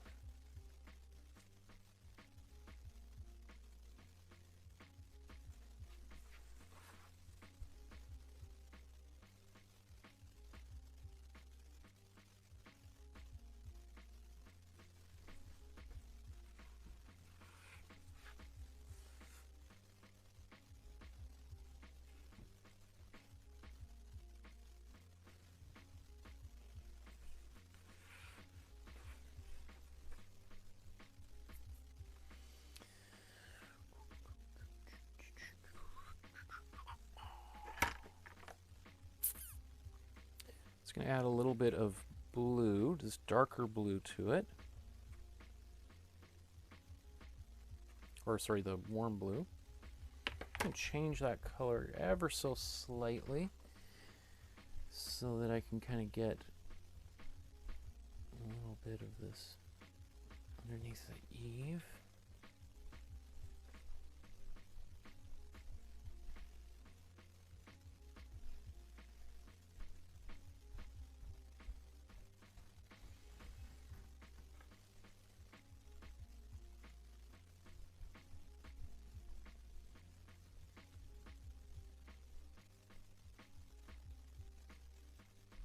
Now I'm having to make a few little changes to his painting just out of like time, obviously. So I'm making this balcony a slightly different color. Just I gotta kind of pick things up a bit here.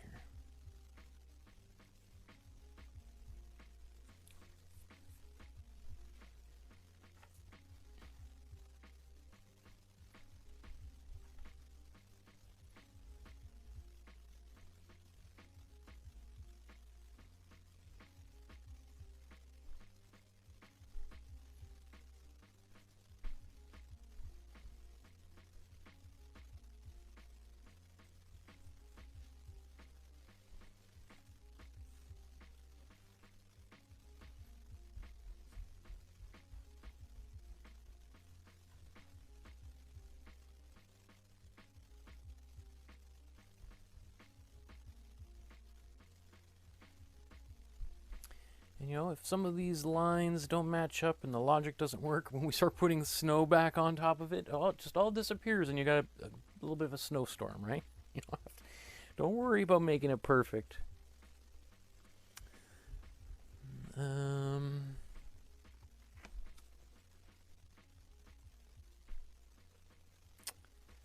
Let's see.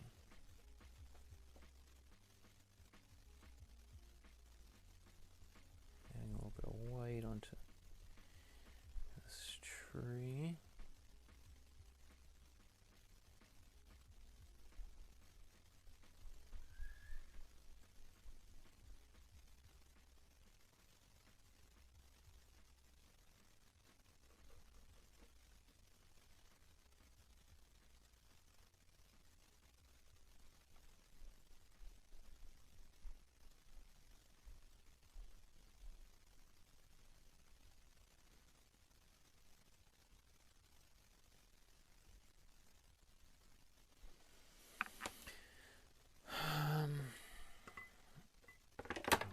Okay.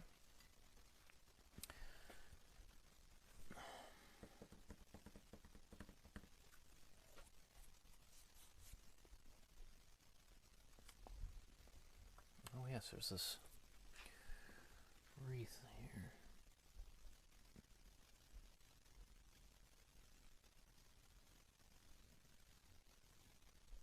I'm going to change that color a little bit, but once we get it in there, it's okay. It's a big feature of that. Okay. Oh, and there's this post over here.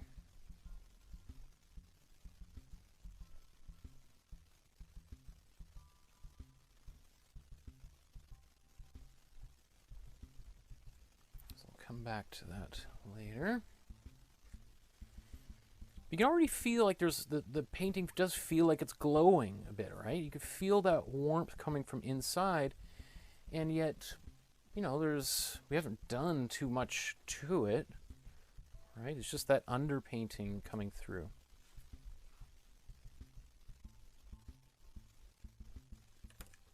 Okay, so I'm going to make a brown and just kind of tidy up and around here.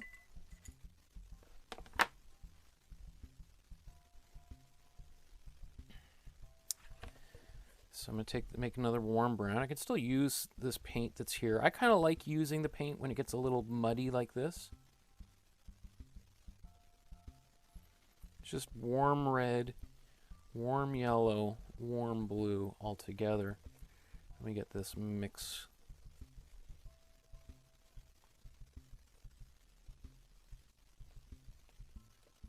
All right, obviously there's some white and black in there to make a gray.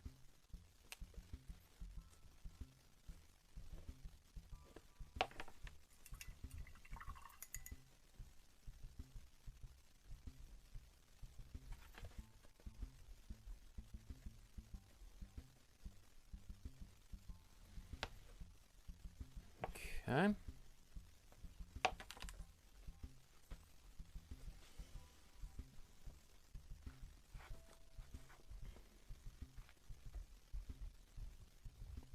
Notice how I'm leaving this arch is going to come in, will be one of the last things in there. So I'm just kind of leaving a little spot for it.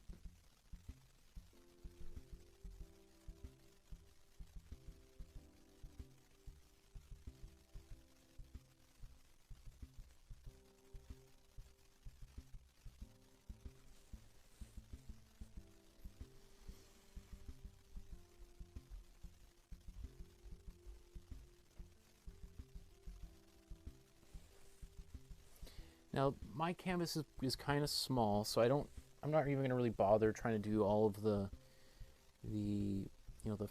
frames in the windows. That's not so important.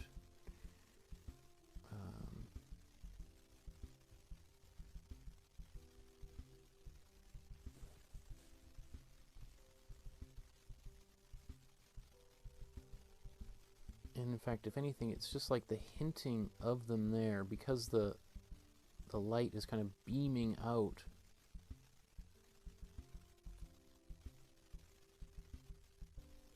Works pretty well anyway, to kind of suggest that it's so bright that the details are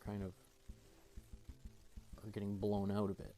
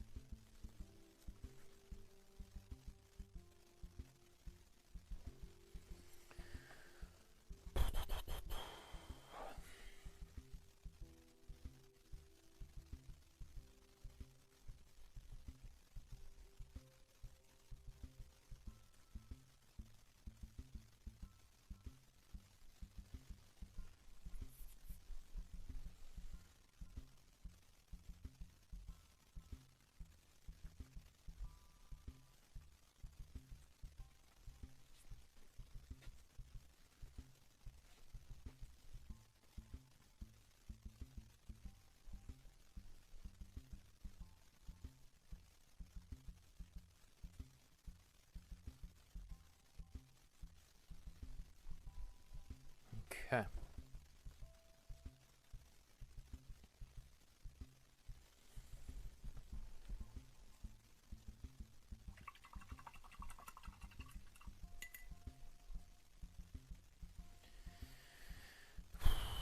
So we're actually much closer than it might look right now. Now we've got these little details are all really, really important little details. And I think we could start adding, I want to add a little bit of blue to a few different places. So I'm going to mix this same warm blue. Let's take this, put that over there. A lot of white in it.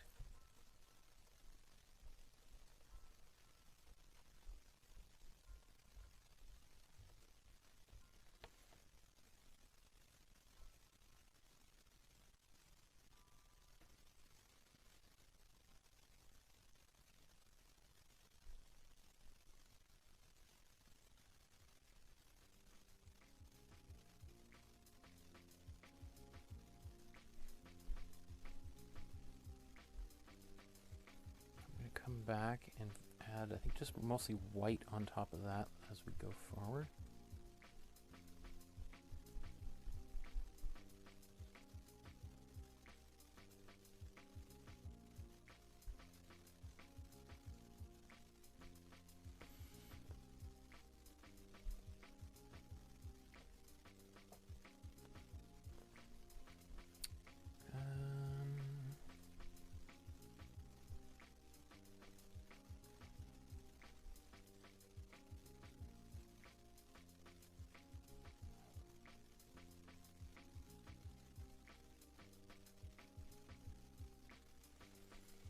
Because so far what we've got is we've got a lot of the darker lines to help define things.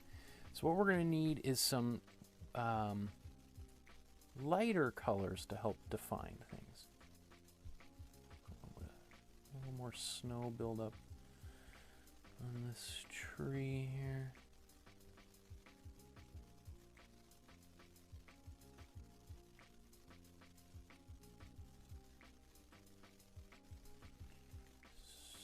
Start blocking in our snowman.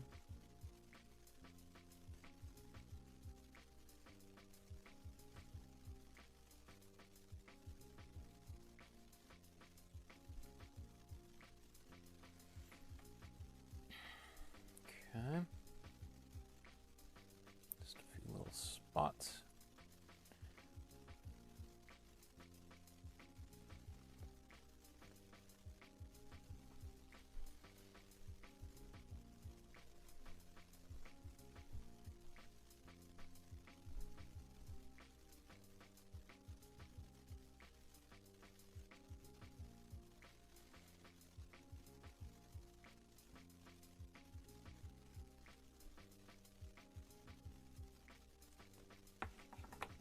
Okay.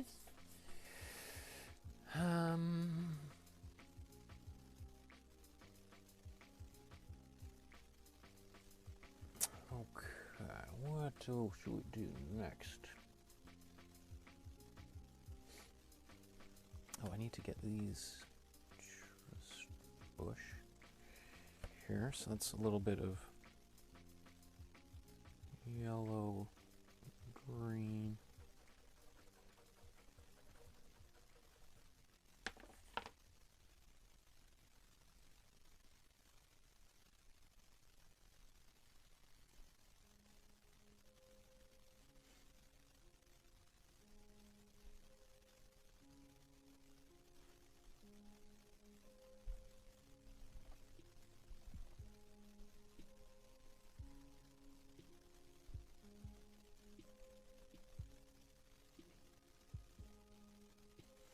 You know, this is also, you know, it's interesting painting fast, like a painting like this very fast, as opposed to trying to.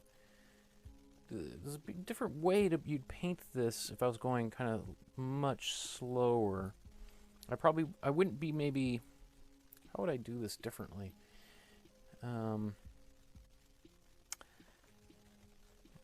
Good question. I just feel like I would.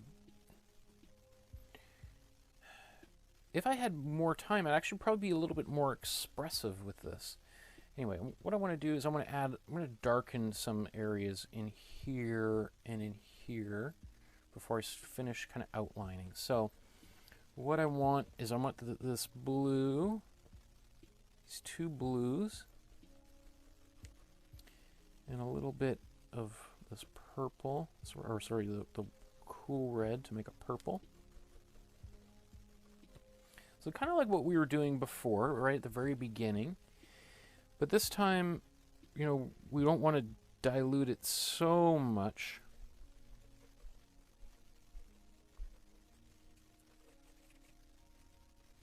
It's a lot more gray, or a darker gray. Let's see. Let me start putting in here. It's pretty dark. All right, so we've got to be a little bit bold as we start coming into here.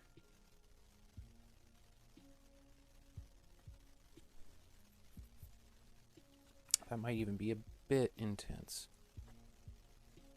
I think we'll get there, but just going to. So he would, again, by doing this, then come in and using his brush kind of blend this in a bit.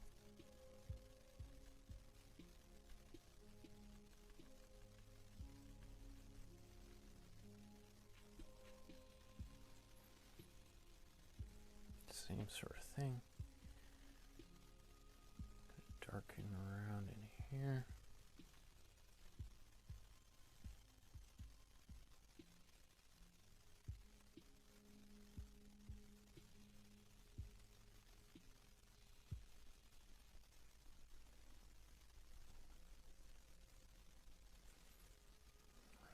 Comes in, right, and just you're kind of taking the brush and kind of patting it around, just softens it up a bit.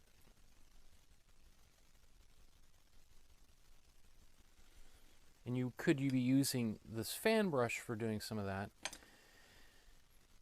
but since it costs extra money and probably very few of you have one, we're not even going to use it.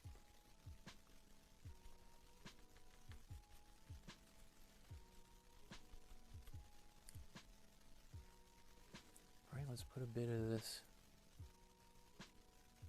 up into.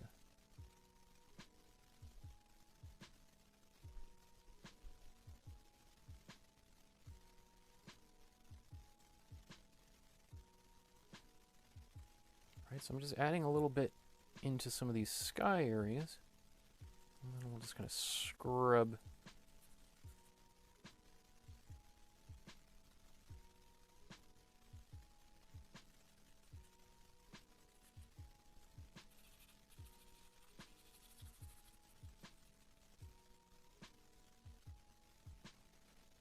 So that area is a little bit dry. So I just got my brush just a bit, dunked it, and then wiped it off.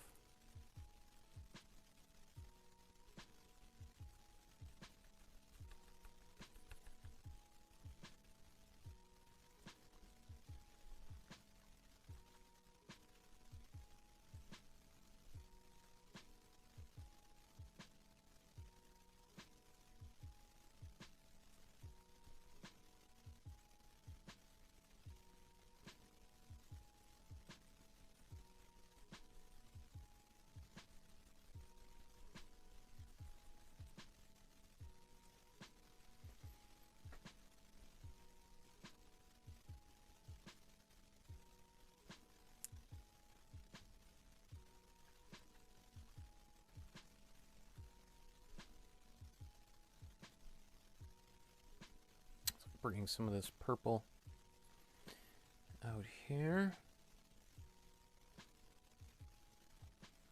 particularly into the shadowy areas.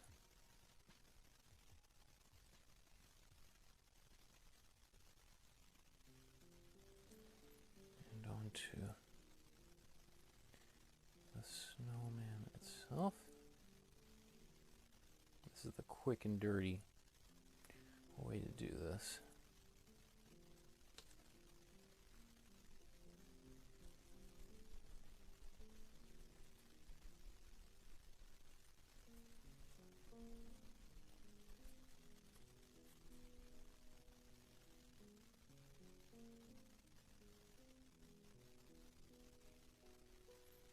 Try to get a little volume on these forms.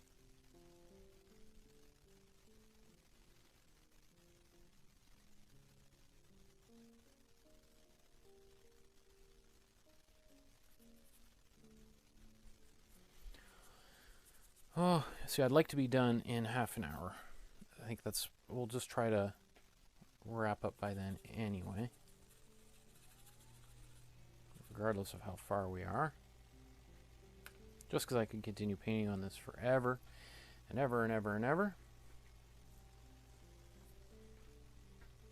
Okay, so now I'm going to do kind of the opposite here and just add a lot more white. So we'll work our way kind of backwards.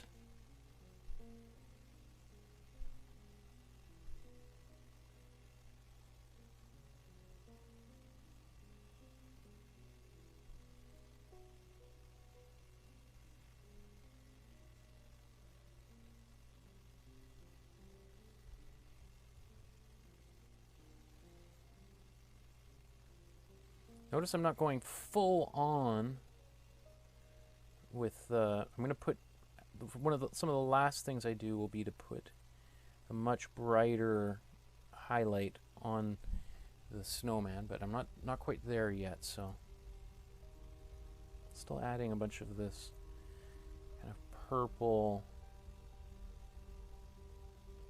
throughout here.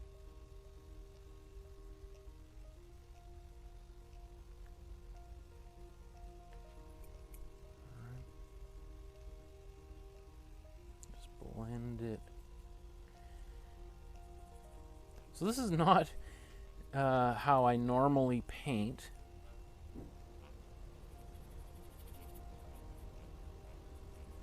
I don't typically use, I don't usually use very much blending on my canvas. So it's kind of, I find it actually quite fun doing something totally different. It's quite satisfying.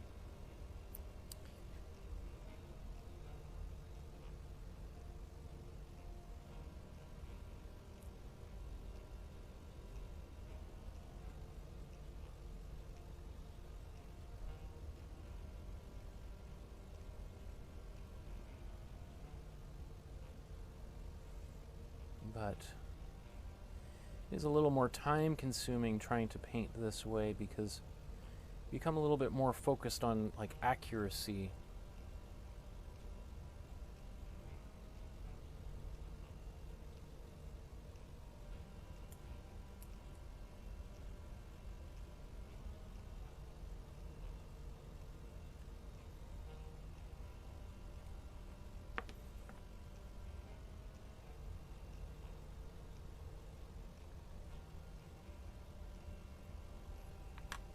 So one thing that's kind of happening is things are kind of darkening down a bit, right? Which is understandable, right? We had kind of nice big glow. We still have some glowing happening here, but we're going to darken it down and then we're going to start putting the bright highlights on there, and then things are going to start popping back again. But all this is part of kind of the necessary steps in the process. So these are just the shadows from this bright light is kind of causing all this light to kind of sparkle out, and then the shadows that we would expect on the snow, and kind of this cooler purpley shadow.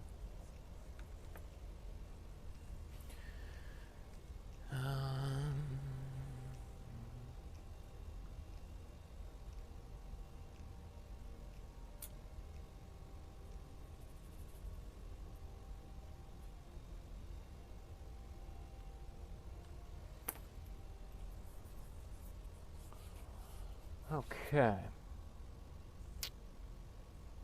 So, what should I do next? I think what I'm going to do is start putting the white. So I'm going to go the opposite way and start getting brighter again. Some of the bright highlights that I need.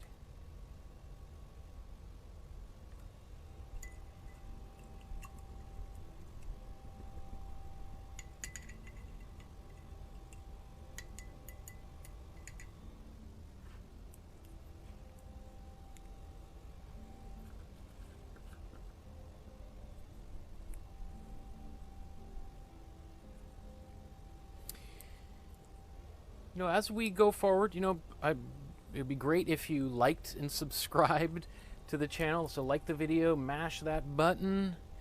And if you're finding this at all helpful, please consider leaving a small or large donation via the PayPal link below.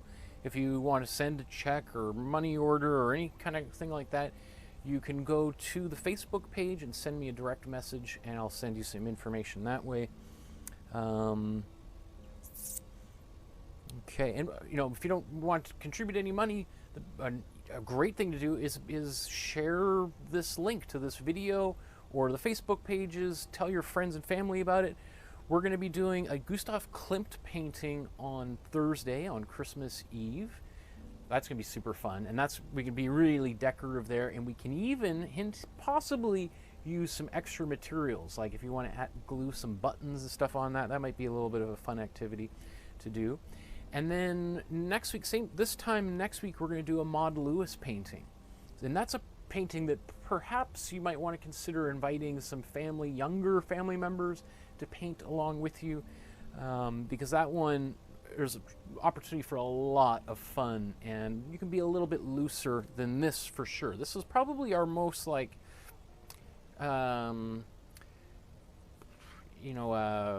rigid kind of painting. Oops, what happened there? Okay, so let's get the white out here. And we're going to start brightening things back again into this painting. So let's get the painting up. Now we want we're going to use some light blue, and we're going to really start kind of adding some little highlights onto here. So I can continue to use my warm blue and white, but this time we're going to just I'm actually going to get more white on here.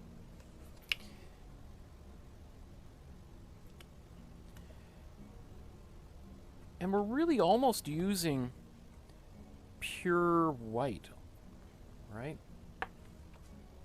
Not totally pure white, but I think you'll find it helpful to have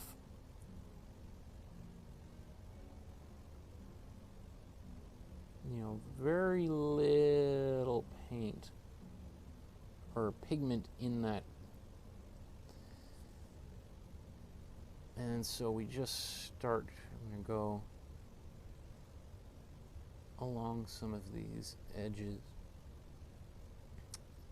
Right, does the same thing that adding the black does to the painting.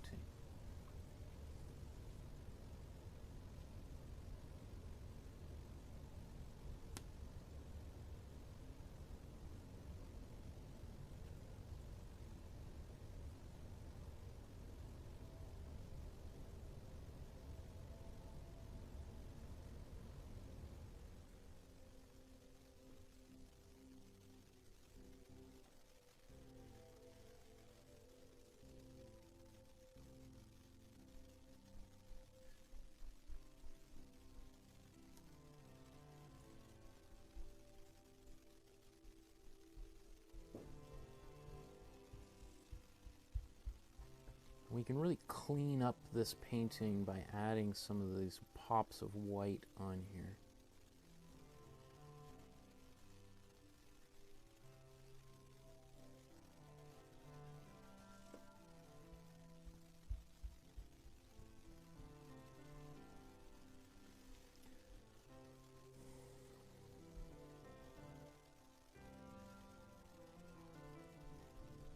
also really helps give some structure back to the painting.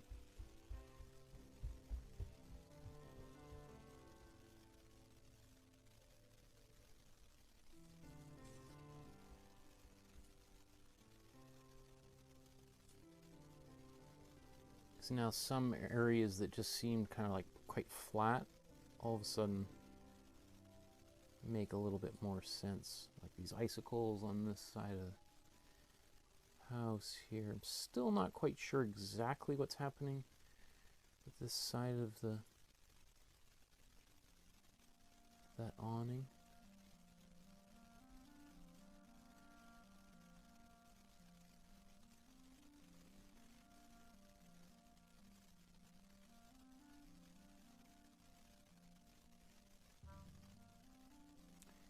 I am going to eventually add some yellow into this white a bit, and that will also help.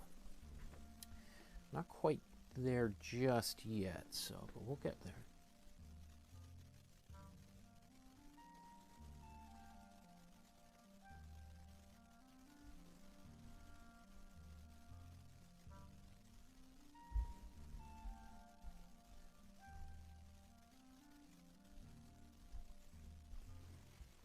So I'm just kind of touching up a little bit. I've got a little bit more blue on here just to kind of add a little bit more definition to a few places that needed it.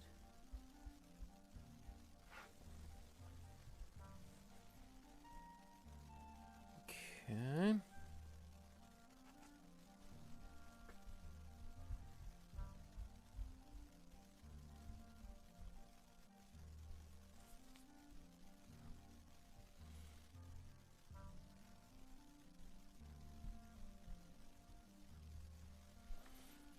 You could do this same sort of thing and make a painting of your own house, or your parents' house, or your children's houses, or, you know, this would be an awesome gift to give to a family member, as a painting of their own house. I did this many, many, many years ago when I was a kid for my parents, and they still have it up in the house. And it's kind of cool because some of the trees that were in the front yard are now way bigger. Way bigger. So it's even neat for me to see those paintings. We're like, oh wow, like what a different, you know, like how times have changed, right?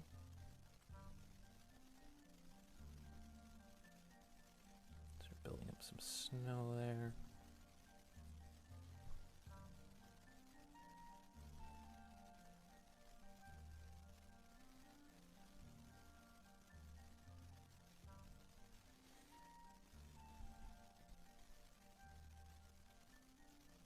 A little heavy on the paint, but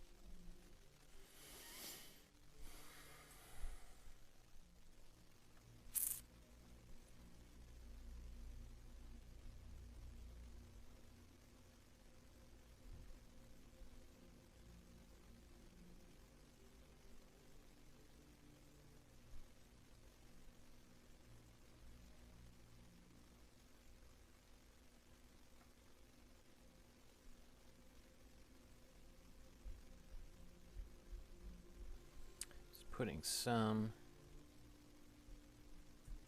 little snow on here. Again, I'm going to go in eventually.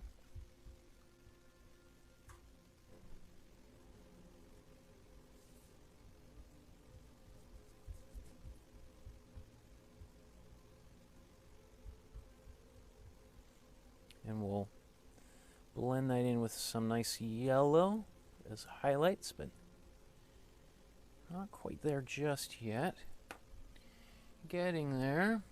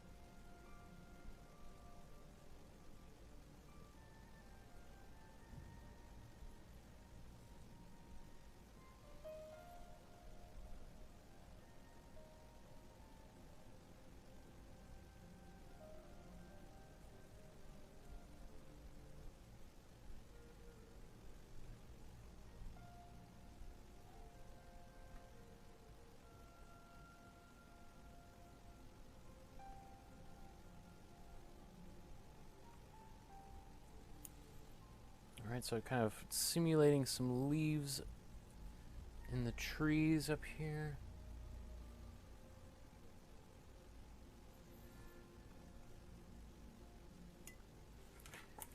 Just taking a little bit of, basically what I'm doing, I have my white and a little bit of the blue, ultramarine blue, and just kind of dabbing it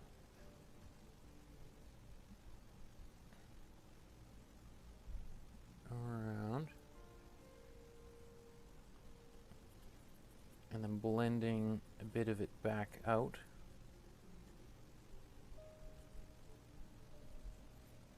Right, you'd really do a lot more of this as you go, but let's add a bit of snow on these branches.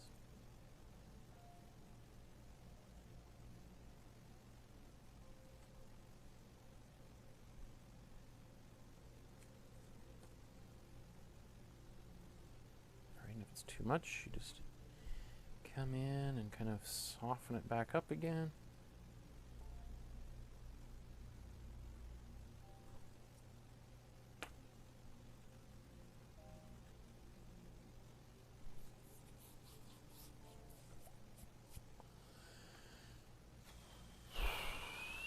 Okay. Getting close here, folks. I mean, obviously I could keep on working on this almost endlessly, but I want to start wrapping up soon here.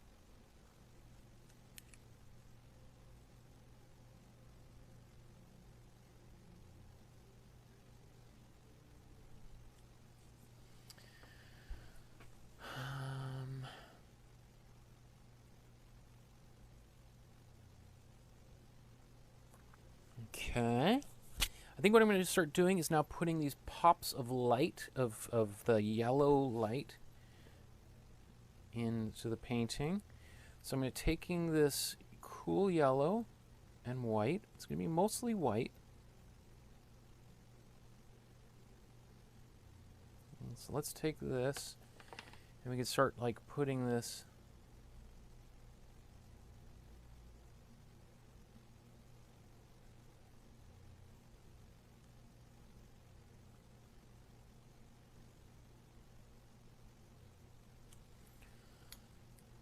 Okay. I will quickly, before it's dry, kind of blending it out a bit. And if you watch how he does this, he just goes over and over and over and does it again and again and again.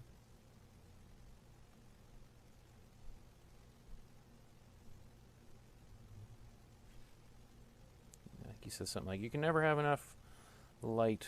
You gotta keep on putting the light on there.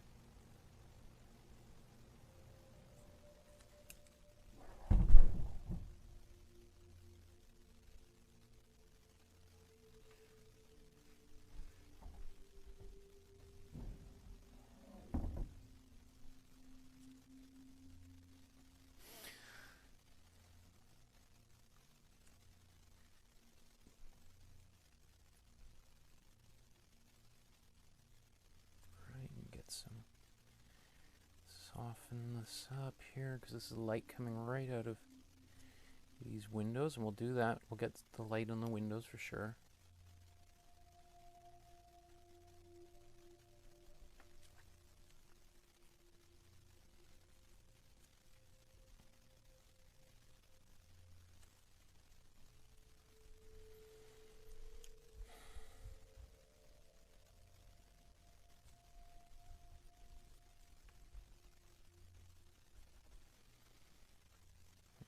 I'm just going to keep on going, keep on going.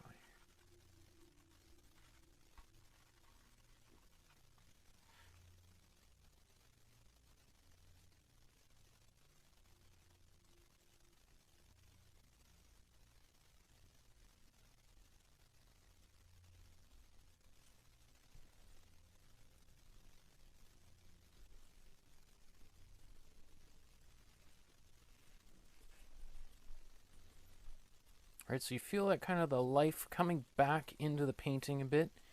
Right now, what we're doing is we're helping to accentuate the glow that is, we still haven't gotten there yet, but when we get to the glow coming out of the building, it's going to make a lot more sense because we'll have all of this, these pops of light elsewhere down here.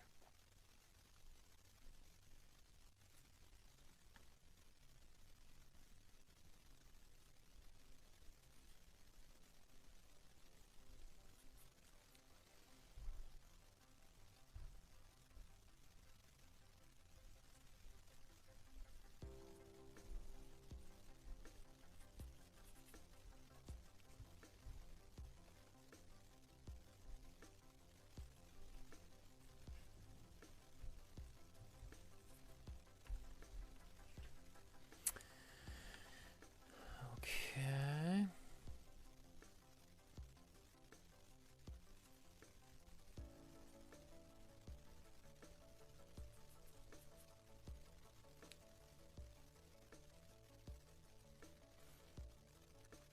Well, we're going to darken some of this stuff down here, and that's going to really help eventually as well. Right, so we have light coming out of these windows, shining on these shrubs.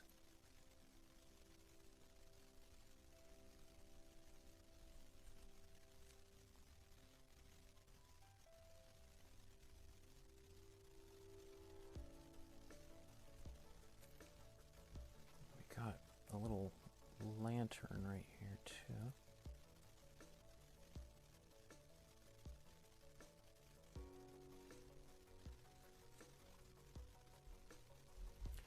I'm going to soften it up a little bit around the lantern, just because it'll also give it like a look of it's glowing. I'm going to come back and give it a little more definition, but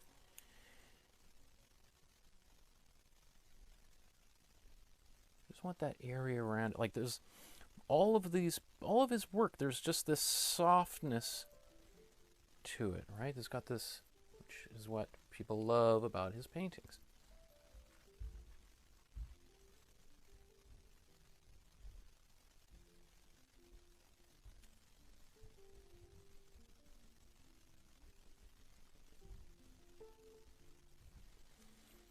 All right, we'll keep on coming. We'll go back onto the snowman here.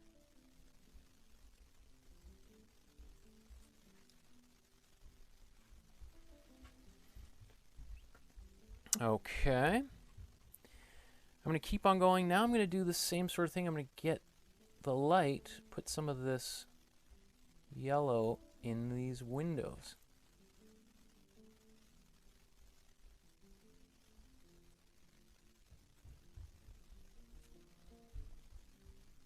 It's a little bit intense, but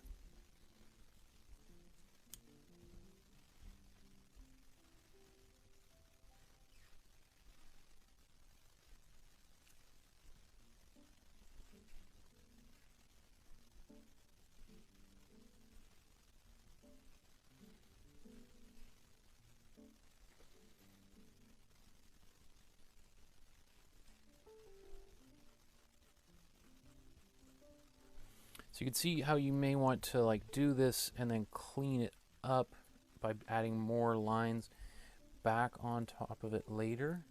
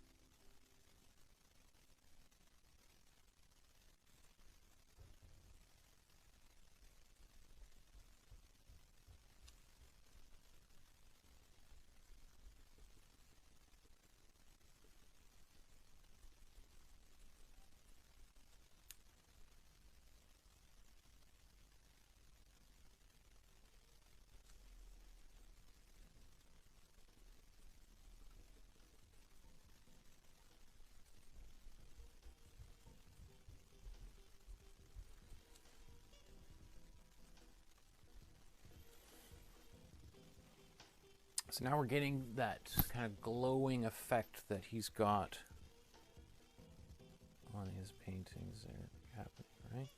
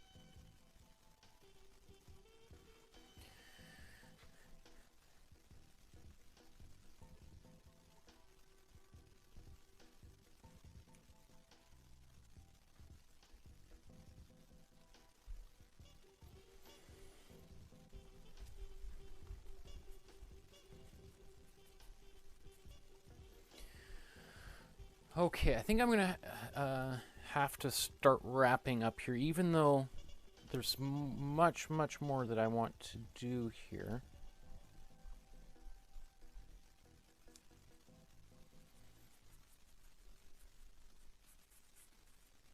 But, you know, for what we're at, 2.5 hours I've been painting. Not bad, I think. Considering it probably took him months and months to do this exact same thing that I've been working on here.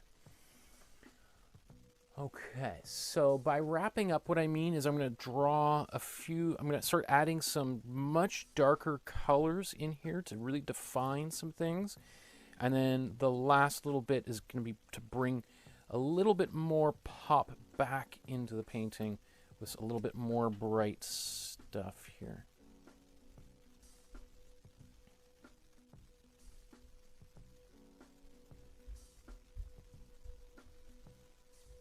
So right now, here's just pure white on there.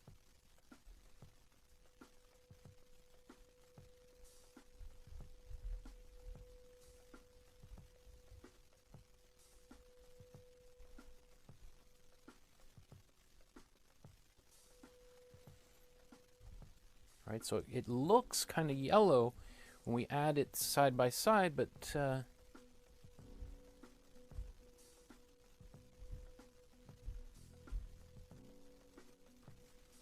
it's mostly just white now.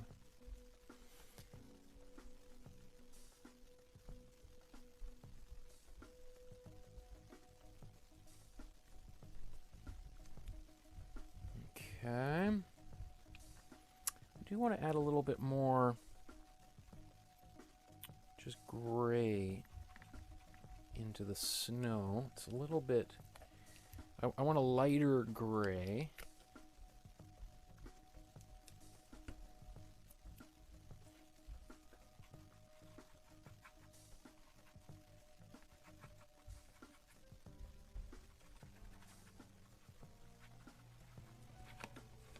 So what I'm doing is I'm just mixing a gray again. I'll come back out for some blue.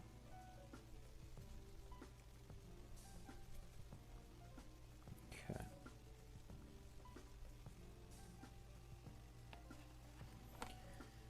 Just gonna put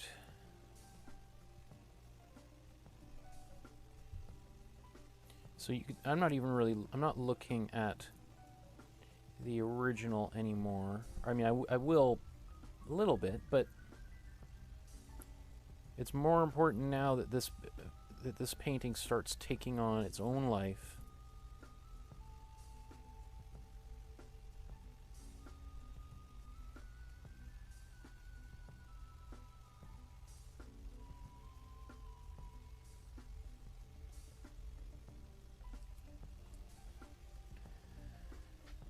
Okay, so we're going to brighten it up a bit.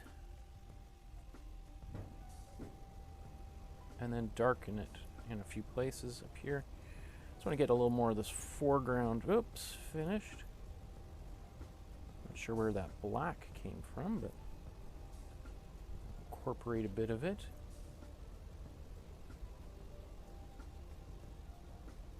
A big glob of black on there.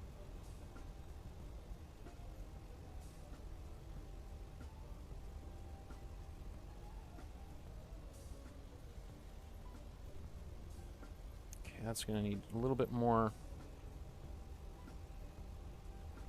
yellow.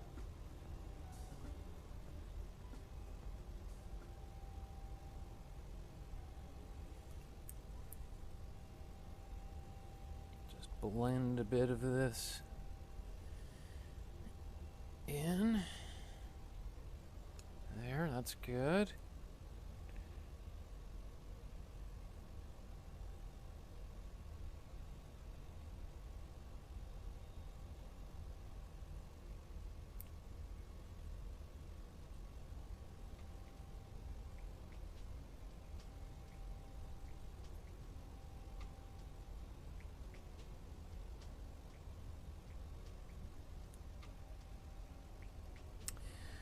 So, I think what is missing now from this painting is some really strong contrasts. We've got a lot of these middle tones, a lot of middle grays, and now we need to amp it up and get like some of the darker thing. Although, let me just, before I do that, I think I want to go into the sky and add a little more white into the sky.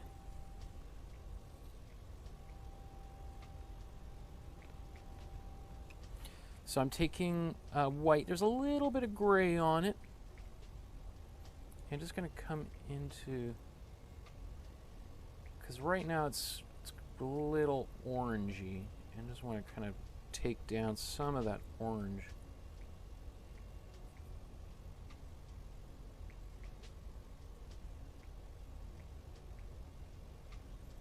I'm just going to brush a bunch of this in,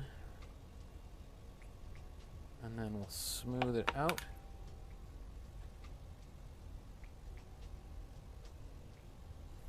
We can even use this bit to kind of go over some of the edges of these trees a bit to just to soften that up a bit. There we go, that's a little better.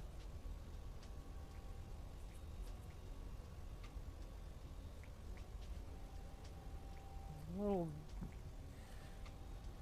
might have been a bit of blue in there, made it go a little bit green. Okay. So we want, I'm going to put the archway in, stuff on, let me see, do I need to do any fixing on the house? You know, if I had more time, some of the things I would do would be to go, remember how I took that yellow and kind of softened up around the windows? What I would do is go back in and kind of outline a little bit more, just to kind of bring a little bit more structure back, but I think I'm running really, really tight on time here, so. Whew, it's like being an athlete here, right? It's a little...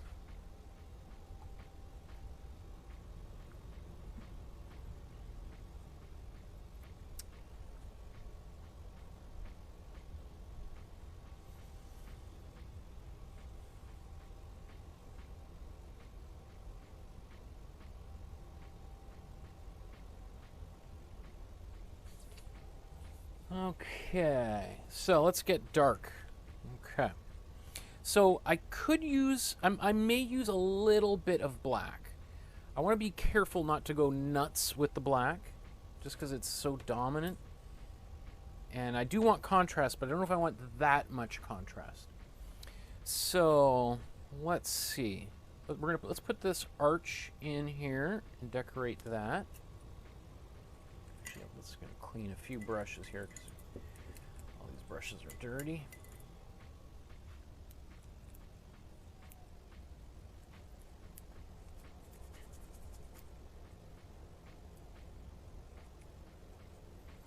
So I'm not going to be able to get as much contrast in, let's say, the next 10 minutes as he would. Like, what would be nice is more contrast in a bunch of these places in the trees. But I'm just not going to be able to do that. So what I'm going to do is I'm going to mix my warm blue and my cool blue. So I got kind of both of my blues in here. I'm going to take my warm red. Let's get a little more of that. So right now this is like a really dark gray, kind of a bit of a muddy gray. As I said, you can see the difference when they're next to this is next to the black. It's dark, but not as dark as that. And since everything is, I don't want to go too dark, otherwise things are going to be really like way too noticeable of like darkness on here. And I don't want it to like stick out like a sore thumb I want it to be integrated into the overall composition here. So kind of what I'm just doing is making a bit of a big thing of mud. Just the darkest colors I got here, which is like essentially a neutral gray, like a really dark gray. Let's put a little black in there, just for... Here I just told people I'm not going to do it, and then I just go do it. Oh my goodness, Michael. That was kind of a dumb idea, though, because I am already feeling that that's going to be way too dominant, but what's done is done. Okay, so let's do this archway. In fact, I'm going to just sketch it out really quickly. just so that I know where I'm going to put.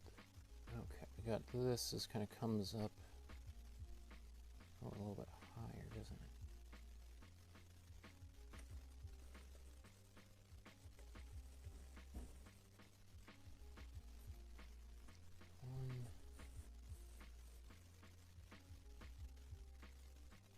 Oh, now I see it's on the other side.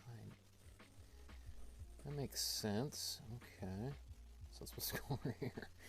Okay, well, we can fix that. Let me see, I'm going to use this eraser.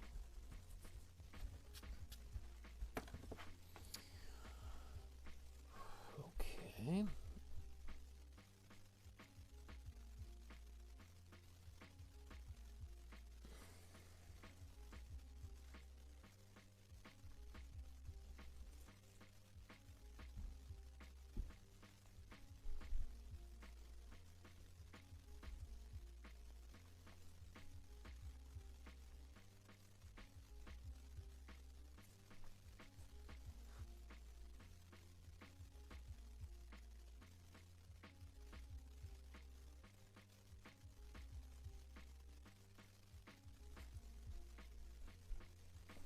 I'm going to put a little drop of water in there. A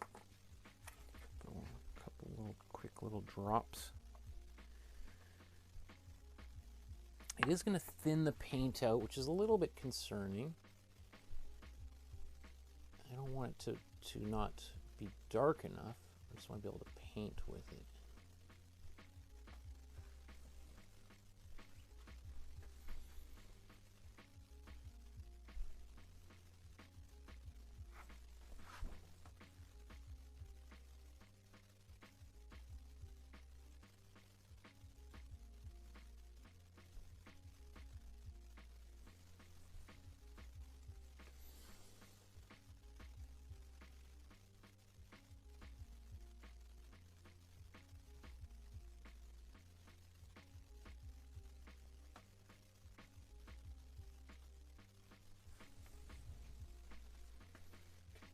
Like that's nice. That feels.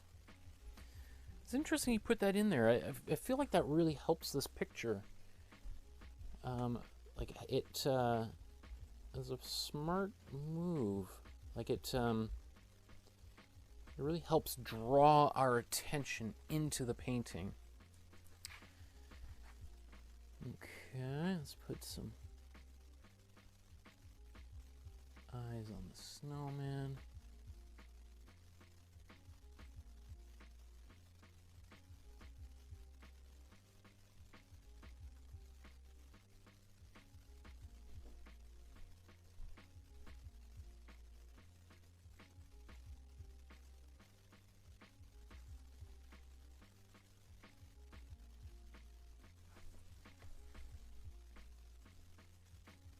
Buttons.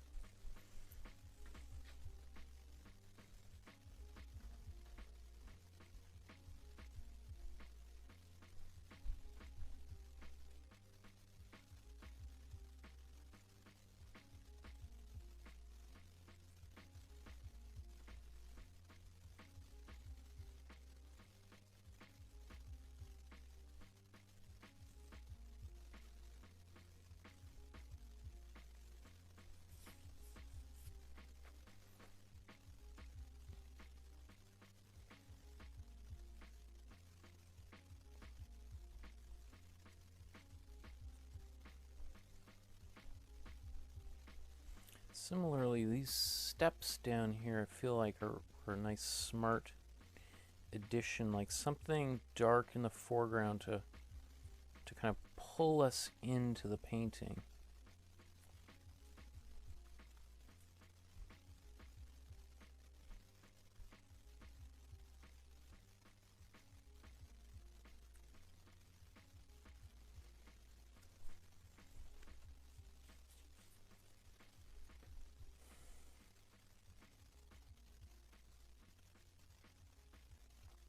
Underneath the brim of this hat.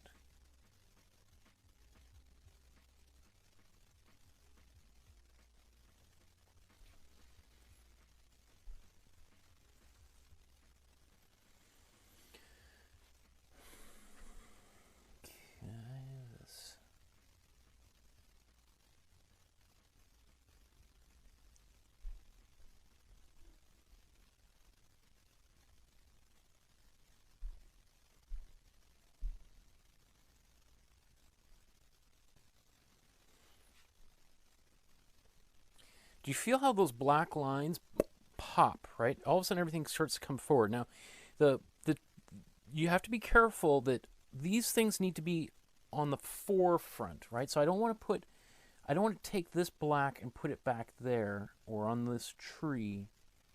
Otherwise, it will really flatten out the picture. I only want to keep this on the foreground elements.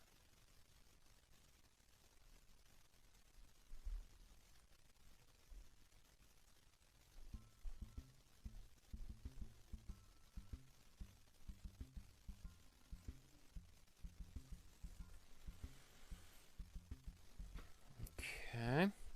So now I'm just going to take this same color, kind of tinker with it a little bit for down here, like adding maybe a little bit more of a blue cast to it so that it's not so dark. It's nice to have dark parts of it, but I don't want it to be so dark.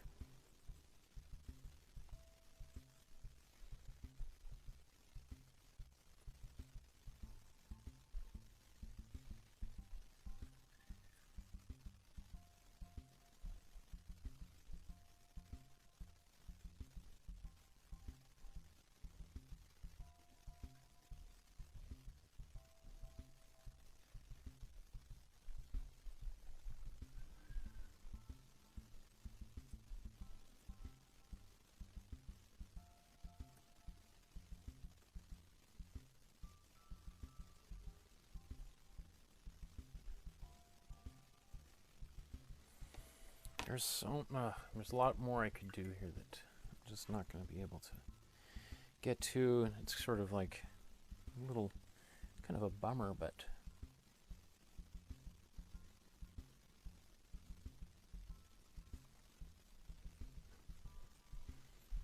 okay, got some of this here. I'm just gonna soften it back up, just like we did earlier. Some of those dark edges. Just a little intense.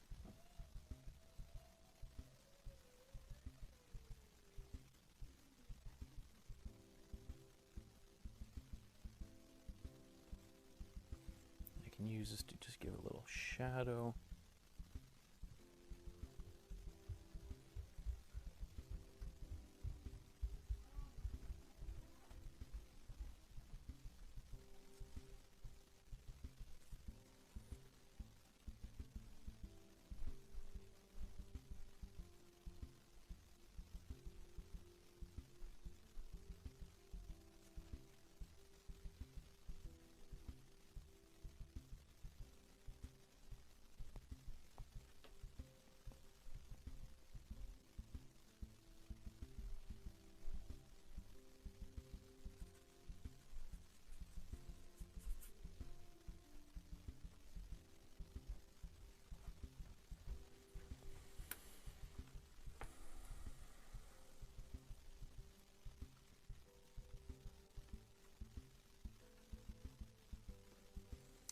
Again, I'm just going to go a little bit into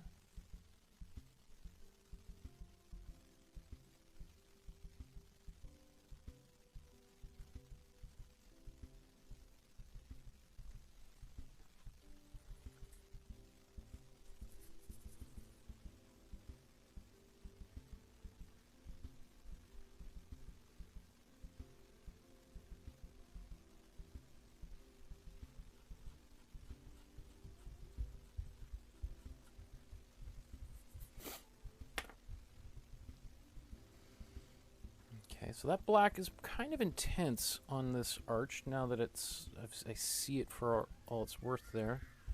So I might add a little bit of gray onto it.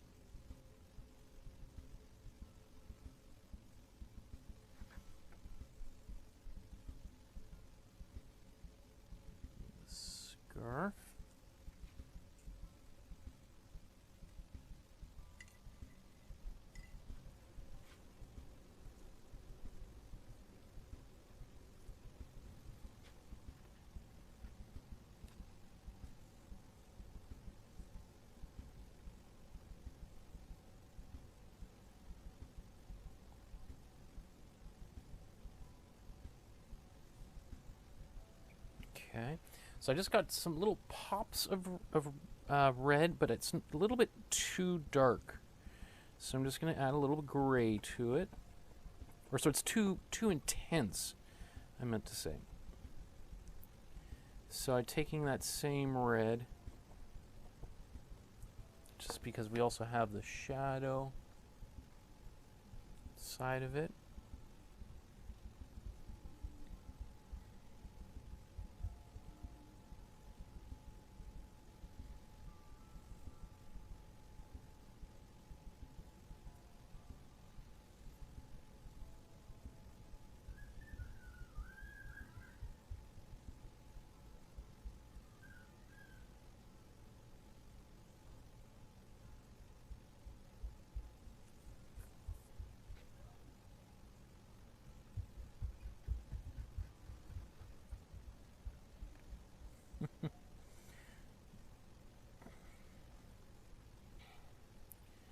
Our daughter sounds like an eagle. Like it sounds like there's an eagle attacking up there. She likes to run around and yell, and, or not, you know, like she's 16 months old, so it's pretty adorable. Okay. Let's get some white on top of that arch, and I think I might just I don't want to do so much more to it, but I just think like there's only so much time in the day, and you can hear the bath running for our daughter up there.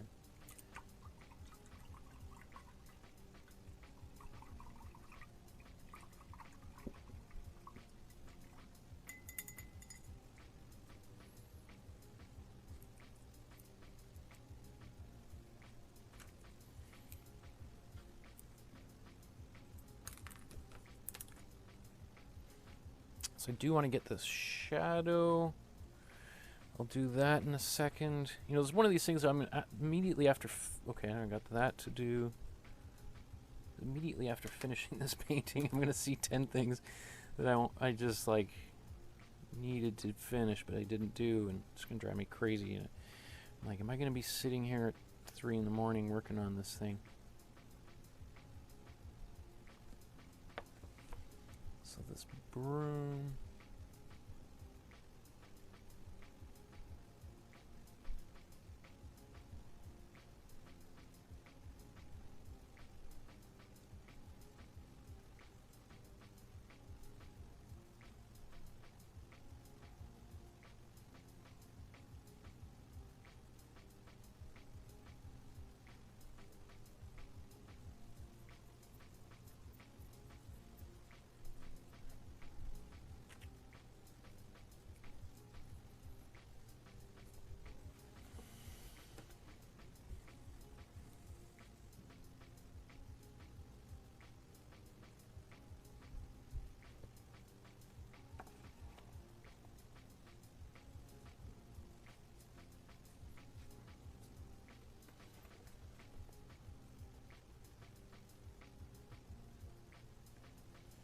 Just gonna mix, I'm just making the little shadow.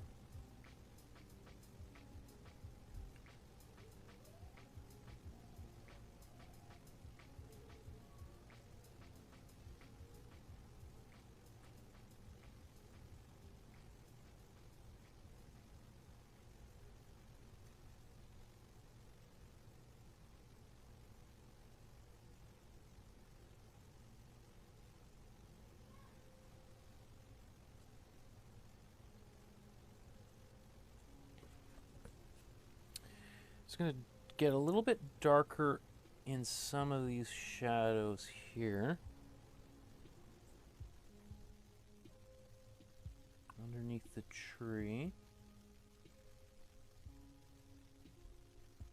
So this is why it's nice to have, you know, like you're mixing, and then you've got a little bit more. I've got this big puddle of dark that I can just sort of dip in and get a little bit darker each time.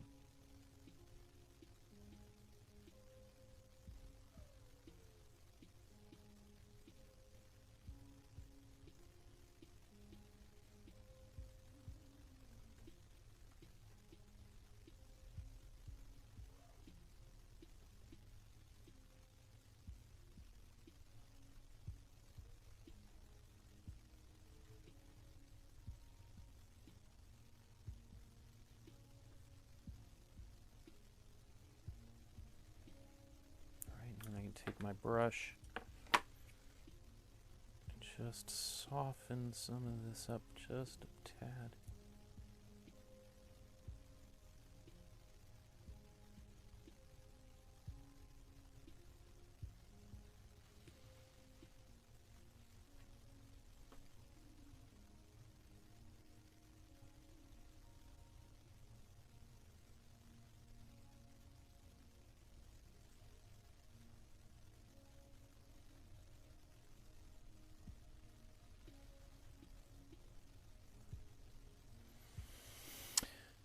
Do I want to put the fence in there?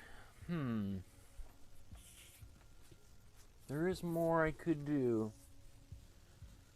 Lots more that I could do, but there is this kind of cool little, where is it? These reflections there that I feel like I need a little bit of that.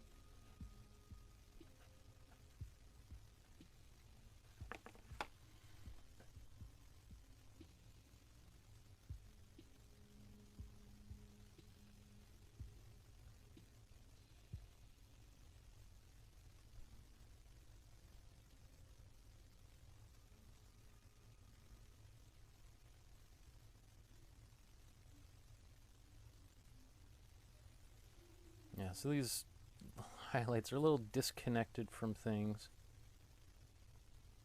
I'm sure if you were to do this, you'd want to kind of be a little bit, you know, just try to be a little more mindful when you're doing it.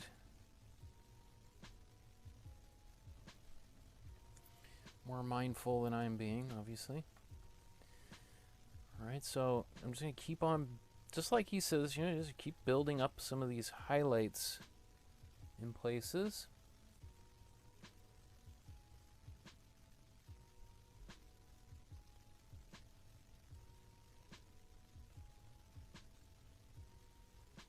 I'm going to come back in there, fix that.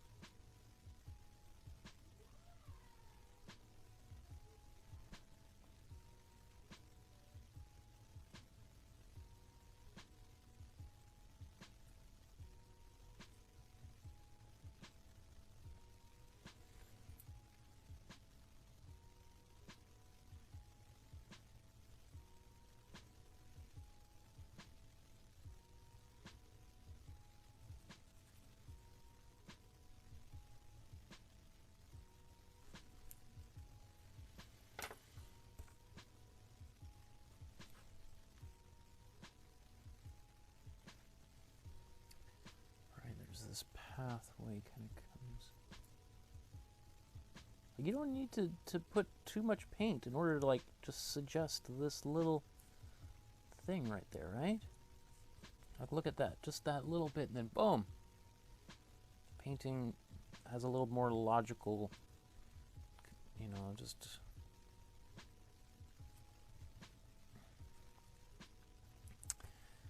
and blend a bit of that out.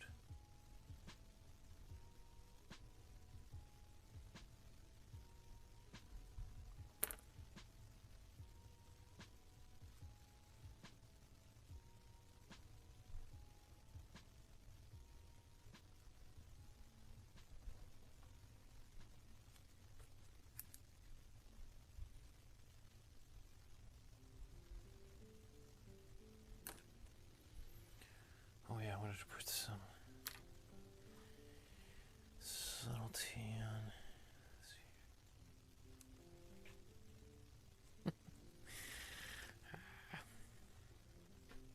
You know, you want to do so much.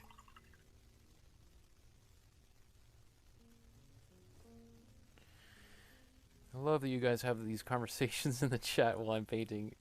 It's so cool. And I look up and like you guys are talking about kayaking, snowshoeing.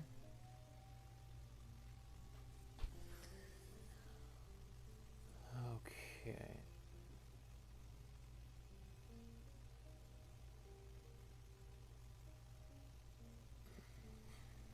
So I'm just going to soften up a little bit of the intensity of this black by just doing a little gray outline.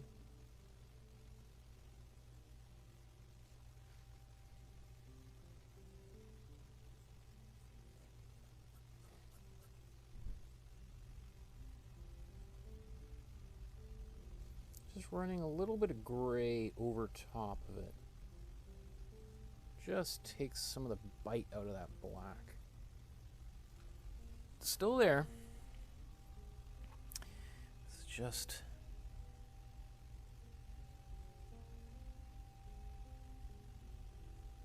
softened a bit.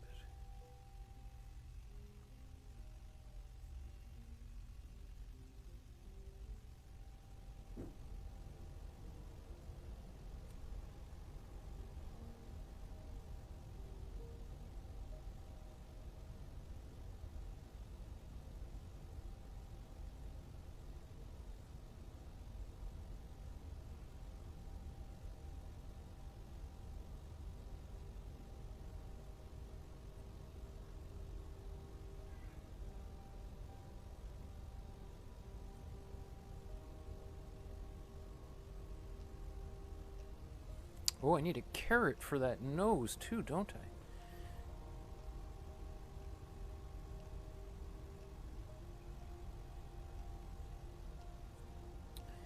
The nose on the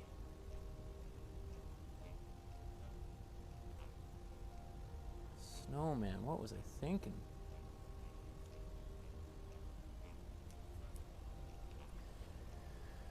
Okay.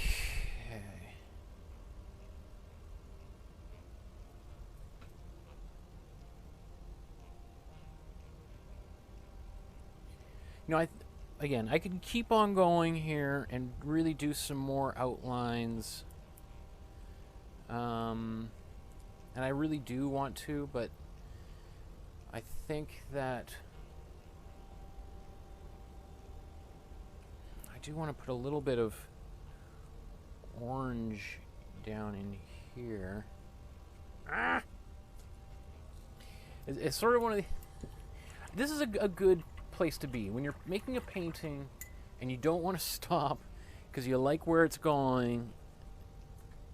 That's ideally where you get to and you want to be at. But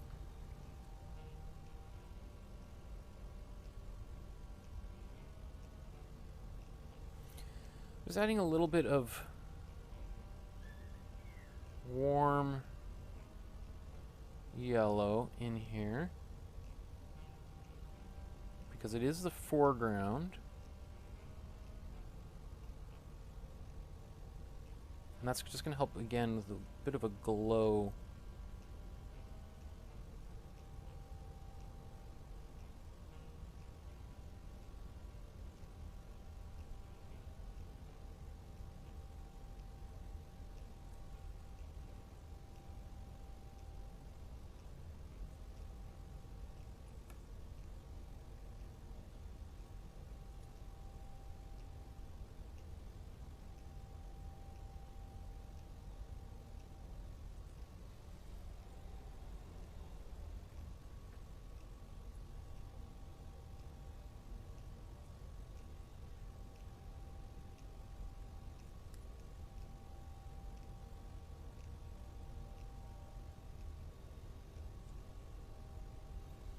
Putting a little bit of warm yellow in some of these windows again.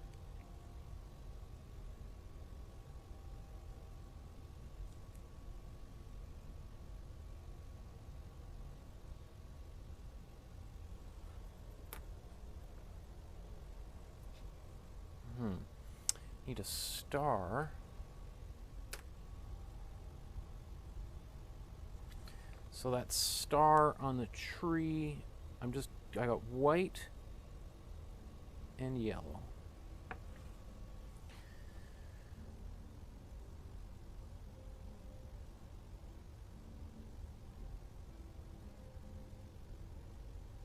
the brushes I have, I can't get too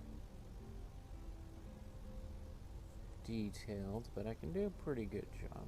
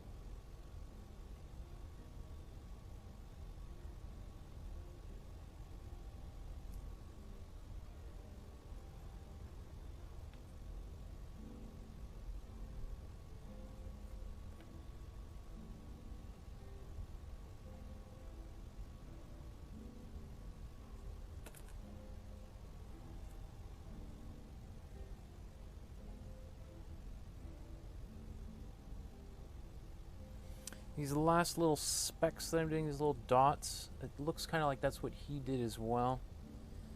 So these, I think some of these last little bits are things that I'm not going to blend in.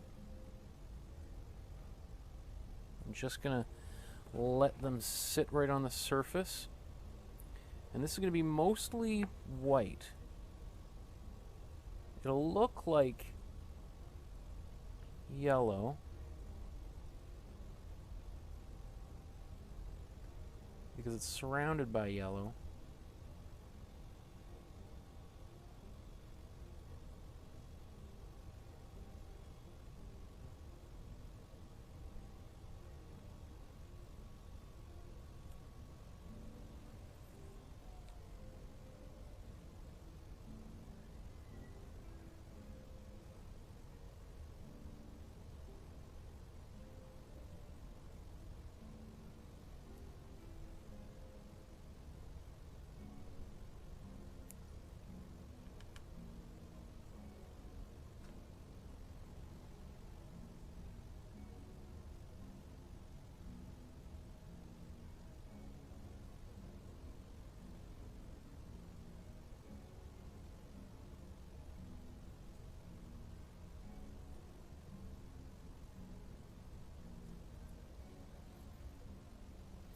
Get a little bit, I'm just going to basically put white into the star again.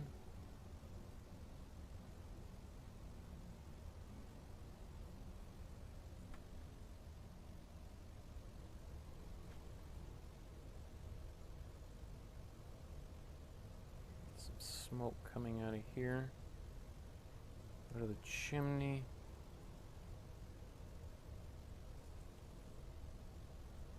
Blend that out a bit.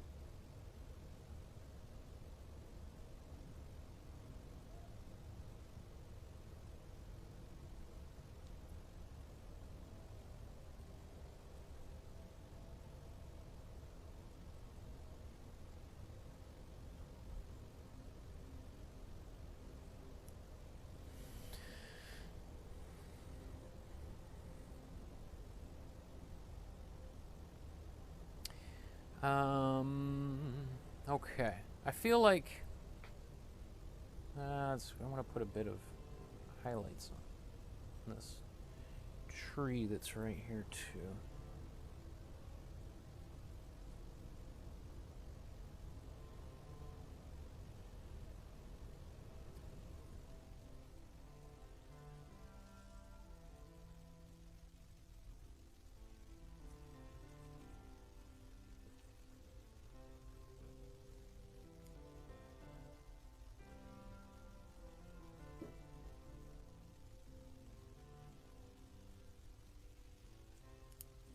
Okay, I don't think it's going to get much better in the next 10 minutes.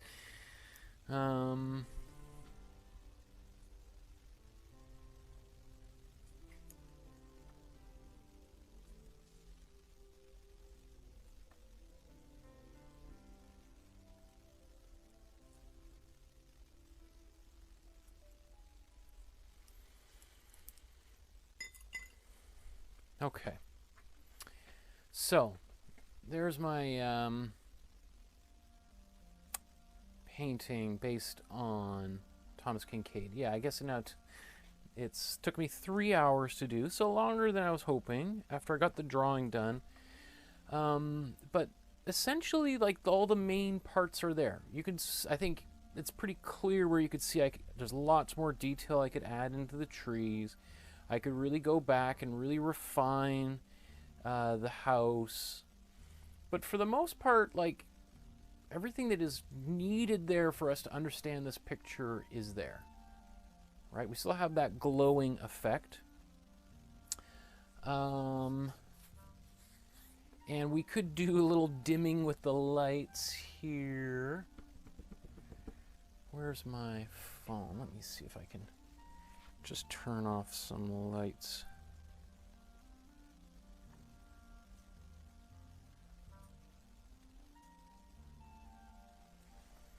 Right, try to simulate a little bit of the the effect of that.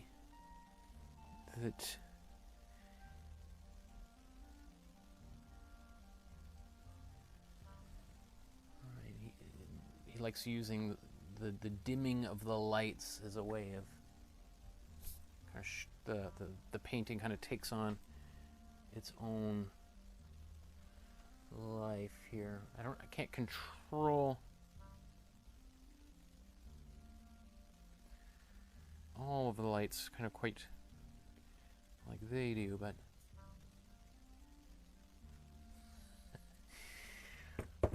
okay.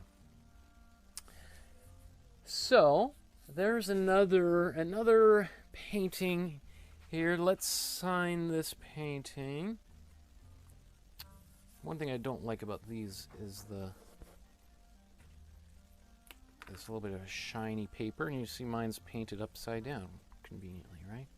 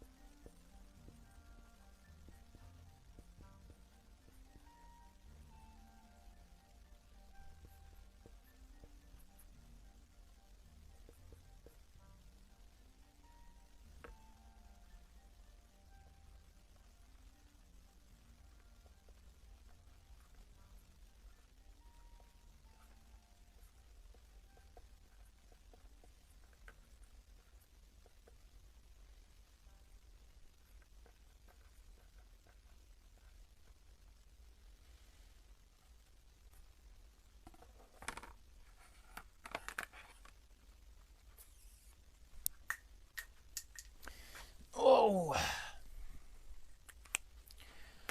Okay, so it took a little bit longer than I hoped. And there's a few details missing. Obviously, even the fence I didn't get a chance to do, but I think enough of it's there for you to understand. And if you really did want to continue painting the painting, I think it's pretty self-explanatory how you would go about doing that, right? So, I'm pretty satisfied. And it actually, making this painting, doing some research into Thomas Kinkade and thinking about him as an artist and what he was able to achieve, I have a huge new respect for him. That I just sort of like, I respect anybody who wants to make art and is going to choose a creative path as their following in life. But he has certainly had been heaped upon with scorn and ridicule. I think because people think of his paintings as sort of like, these very generic scenes of little cottages in the forest, and that they're paintings that are very simple. There's not all of these complex philosophical associations, like they're not alluding to Baudrillard and Derrida and Freud and Lacan, and they don't have all this complex French theory supporting them. So they're easy to dismiss.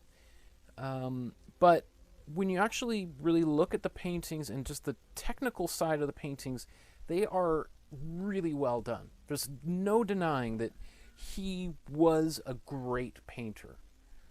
And to go to that idea of there being simple paintings, I also don't really feel like that's necessarily a bad thing. Like, not every artwork has to, like, heap upon us all of this meaning, and it doesn't. There's something I think what is really nice about them is like how just matter of fact they are. It's a painting of a house, in Christmas time, with a snowman out front, and the chimney is on, and there's people inside who are, having a cup of hot chocolate, and the family is there, and there's kind of there's a warmth to it, and that, like, I think is beautiful. It's nice. It's great. Like, sure, there's other artworks that have way more complicated ideas behind them that people can write essays and get their PhDs in. Their doctoral theses can pick apart things. But there's also, I would think Thomas Kincaid, being a particularly spiritual, religious man, I think there's probably other levels to the paintings in terms of his faith that he kind of sees in some of these paintings, that can't necessarily be just dismissed.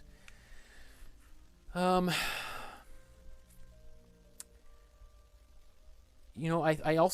do really think that the way that he makes the paintings also makes it very easy to dismiss them. Kind of like this very that blending method of painting is it is kind of like an modernist approach to painting. Like, modernist painters are all, and when I say modernist painters and modern art, I'm talking about, like, artists beginning around the 1850s, like Courbet and Manet, and the kind of the artists that began the Impressionist movement. They're really embracing of the brushstroke and allowing the brushstroke to exist on its own without kind of blending it in, which was a much more classical approach to painting. And I think there's still, to this day, people who look at that type of painting as retrograde, right? That it's, as opposed to avant-garde, the at the forefront of research into art, that blending thing. Well, that's what they did back in the, like the 1600s, 1700s. We are modern, we are contemporary, and we do things differently than they did back then.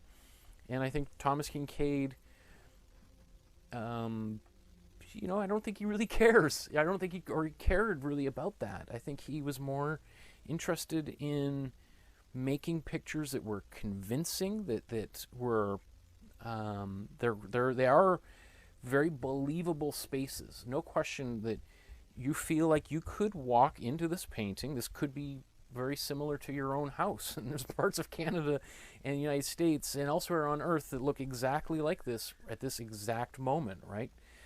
Maybe with a little bit more snow, in fact, judging from some of the comments in the chat there.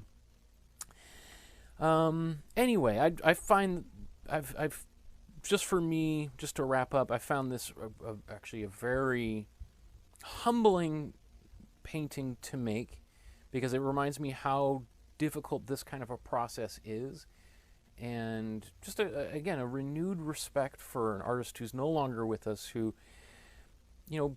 brought a lot of painting to people around the world and you know, the more art that people are collecting and buying, that benefits every artist. The more people that get interested in art and into having original art in their own homes, well, those people are more likely to start going to art galleries and looking at other artists, maybe buying other local artists, and going to museums and buying a museum membership. And when politicians come up and say we want to cut funding to the museum or the library, those people are be like, you know what? I like going to the museum. Like, I'm going to call my congressman or member of parliament and tell them, like, that's a bad idea, right? So the more people that get into it, I think that's a good thing. We can talk about other, you know, anyway, let's call it there. I think this has been a real fun painting to make. I hope that you guys, I can't wait to see if you guys made this painting, what your results were. There's that Facebook group which you can join if you've been painting along with me, and you can upload your paintings to the private Facebook group. The link is the first thing in the description below. You can also contact me through Facebook, Twitter, Instagram, and take pictures of your work and submit it that way. Next week, we're going to have, or on this Saturday, on Boxing Day, I'm going to have a special episode where I show some of the artwork that you guys have made. I think I might focus on the artwork that you guys have made in response to this class, because I have like 30 paintings that you guys have sent me of other things that you've made between the classes, that you've got so excited about making paintings, that you're making paintings of other things, other art that already exists, or paintings that you're just creating completely originally on your own. And that makes me super excited, because that's ultimately the goal, is that you get so excited about making art that you just want to make art outside of class, and you want to start pursuing your own interests. That makes me super, super happy. And I am, like, all these beautiful comments here. Did I write 2012? Oh, I did. I wrote, what? 2012 is when Thomas Kincaid passed away, so maybe that was on my mind here. It's 2020, almost 2021. I guarantee you, for the first month of January, I'm going to be writing 2020 on the back of all my paintings. Thank you guys for noticing that. That's pretty funny. Okay, everybody. Well, you enjoy the rest of your evening, and we'll see you on Thursday, perhaps, on Christmas Eve. I'm going to be making a painting based on a Gustav Klimt, a kind of a detail of a much larger painting of a mother and daughter. I think it's going to be a great kind of way of bringing the everything kind of to a big crescendo and a celebration. If you can't join us because you're with your family, that's fantastic. Obviously, these are being recorded and you can be watching them. Maybe you're watching this right now in the middle of summer when it's a lot warmer outside, and I'm super jealous of you, so enjoy it. Okay, everybody, so have yourself a wonderful rest of your evening. We'll see you in a couple of days. And until then, have a nice warm hot tea, chocolate, and we'll see you then. Bye-bye.